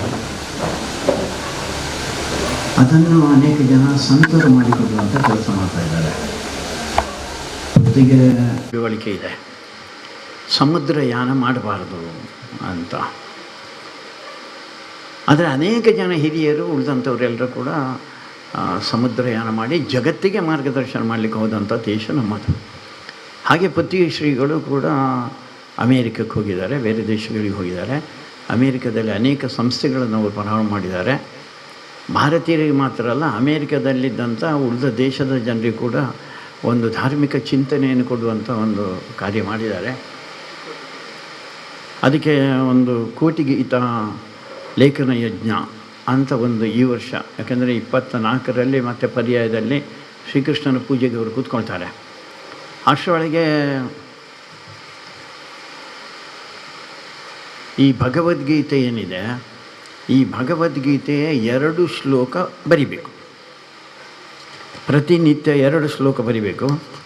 ಅದರ ಅರ್ಥವು ಅದರಲ್ಲಿದೆ, ಬೇರೆ ಒಂದು ಪುಸ್ತಕ ಇದೆ. ಅದನ್ನು ಬರೆದು ಒಟ್ಟು ನಮ್ಮ ಧಾರ್ಮಿಕ ಚಿಂತನೆಯನ್ನು ಹೆಚ್ಚು ಮಾಡಿಕೊಳ್ಬೇಕು ಅಂತ ಮುಖ್ಯ ಉದ್ದೇಶ ಇರುವಂಥದ್ದೇ. ಧಾರ್ಮಿಕ ಚಿಂತನೆಯನ್ನು ಹೆಚ್ಚು ಮಾಡಬೇಕು. ಒಂದು ರೀತಿಯಲ್ಲಿ ಗೀತೆ ಅಂದರೆ ಅದು ಬರೀ ಧಾರ್ಮಿಕ ಮಾತ್ರ ಅಲ್ಲ, ಅದು ವೈಜ್ಞಾನಿಕವೂ ಹೌದವರು, ಆಮೇಲೆ ಮನೋವಿಜ್ಞಾನವೂ ಹೌದದು. ಬರೀ ವೈಜ್ಞಾನಿಕ ಮಾತ್ರ ಅಲ್ಲ, ಮನೋವಿಜ್ಞಾನ ಹೌದು. ಎಲ್ಲೋ ಕುಸಿದು ಬಿದ್ದು ಹೋಗಿರುವಂಥ ಅರ್ಜುನನನ್ನು ಮತ್ತು ಆ ಯುದ್ಧ ಸಂದರ್ಭದಲ್ಲಿ ಅವನನ್ನು ಮತ್ತೆ ಎಬ್ಬಿಸಿ ಬಡಿದೆಬ್ಬಿಸಿ ಹೋರಾಟಕ್ಕೆ ಅಣಿಗೊಳಿಸಿದ್ದಿರಲ್ಲ, ಅದನ್ನೇ ಅವರು ಹೇಳ್ತಾ ಇರೋದು ವಿದೇಶಿಯರಲ್ಲ. ಒಂದು ಭಾರಿ ದೊಡ್ಡವ, greatest the first and the foremost psychiatrist of the world ಅಂತ ಶ್ರೀಕೃಷ್ಣನ ಹೇಳ್ತಾರೆ. ಜಗತ್ತಿನ ಮೊದಲ ಮತ್ತು ಅತ್ಯಂತ ಶ್ರೇಷ್ಠ ಒಬ್ಬ ಮನೋವಿಜ್ಞಾನಿ ಶ್ರೀಕೃಷ್ಣ ಅಂತ. ಅವನೇನು ಹೇಳಿದ್ದಾನೆ ಶ್ರೀಕೃಷ್ಣ, ಅದನ್ನು ಗೀತೆಯಲ್ಲಿ ಪ್ರತಿಪಾದನೆ ಮಾಡಿದ್ದಾರೆ. ಅದನ್ನು ದಿನ 2 ಶ್ಲೋಕ ಬರೀಬೇಕು ಅಂತ ಹೇಳುವಂಥ ಒಂದು ಸದಿಚ್ಛೆಯಿಂದ ಪೂಜ್ಯ ಶ್ರೀಗಳು ಕೆಲಸ ಮಾಡ್ತಾಯಿದ್ದಾರೆ. ತಾವು ಅದರ ಜೊತೆಯಲ್ಲಿ ಸೇರಿಕೊಂಡ್ರೆ ನಿಮ್ಮ ಮನೆಯ ಒಂದು ಹೆಚ್ಚೆಚ್ಚು ಧಾರ್ಮಿಕ ಚಿಂತನೆಯಲ್ಲಿ ತೊಡಗಿಕೊಂಡಾಗುತ್ತೆ. ಆ ಸಂಕಲ್ಪ ಮಾಡಬೇಕು ಅಂತ ಒಂದು ವಿನಂತಿ. ಶ್ರೀಗಳ ಬಗ್ಗೆ ಹಿರಿಯರು ಹೇಳಿದರು. ಅಂಥ ಒಂದು ಕ್ರಾಂತಿ ಯತಿಯವರು. ಆ್ಯಕ್ಚುಲಿ ಸಮುದ್ರಯಾನ ಮಾಡೋದು ತಪ್ಪು ಅಂತ ಎಂಬ ಒಂದು ಭಾವನೆ ಇತ್ತು. ಅದು ಯಾಕೆ ಅಂತ ಹೇಳಲಿಕ್ಕೆ ಬನ್ನಂಜೆ ಗೋವಿಂದಾಚಾರ್ಯರು ಹೇಳ್ತಾರೆ, ಸಮುದ್ರಯಾನ ಮಾಡಬೇಕಾದ್ರೆ ಅನೇಕ ದಿನ ನೀರು ಸ್ನಾನ ಮಾಡದೆ ನಿತ್ಯ ಕರ್ಮಗಳನ್ನು ಮಾಡದೆ ಆ ರೀತಿಯಾಗಿ ಮಾಡಬೇಕಾಗಿತ್ತು ಮೊದಲೆಲ್ಲ. ಅಂದರೆ ಹಡಗಿನಲ್ಲಿ ನೀರಿನ ಮೇಲೆ ಹೋಗುವಾಗೆ, ವಿಮಾನದಲ್ಲಿ ಹೋಗಬಾರ್ದು ಅಂತ ಹೇಳಲಿಲ್ಲ. ಆವಾಗ ರಾಮ ಆಗಲಿ ಏನು ಸಾಗರೋಲ್ಲಂಘನ ಮಾಡಿದಾಗ ಹನುಮಂತನ್ನು ನಾವು ಪೂಜಿಸಲೇಬಾರ್ದು, ಸಾಗರೋಲ್ಲಂಘನ ಮಾಡಿದ್ದಾನೆ ಅಂತ ಹೇಳಿದರೆ. ಆ ರೀತಿಯೆಲ್ಲ ಬನ್ನಂಜೆ ಗೋವಿಂದಾಚಾರ್ಯವರು ಹೇಳ್ತಾರೆ. ಈಗ ವಿಮಾನದ ಮೂಲಕ ಹೋಗುವ ಕಾರಣ ಅದಕ್ಕೇನು ತೊಂದರೆಗಳಾಗುವುದಿಲ್ಲ. ಆ ರೀತಿಯಾಗಿ ತುಂಬ ದಶಕಗಳ ಹಿಂದೆಯೇ ಅಮೆರಿಕದಲ್ಲಿ ಹೋಗಿ ಅಲ್ಲಿ ಅನೇಕ ಚರ್ಚ್ಗಳನ್ನು ಖರೀದಿಸಿ ಅಲ್ಲಿ ಕೃಷ್ಣ ಮಂದಿರವನ್ನು ಸ್ಥಾಪನೆ ಮಾಡಿದಂಥ ಯತಿಗಳು.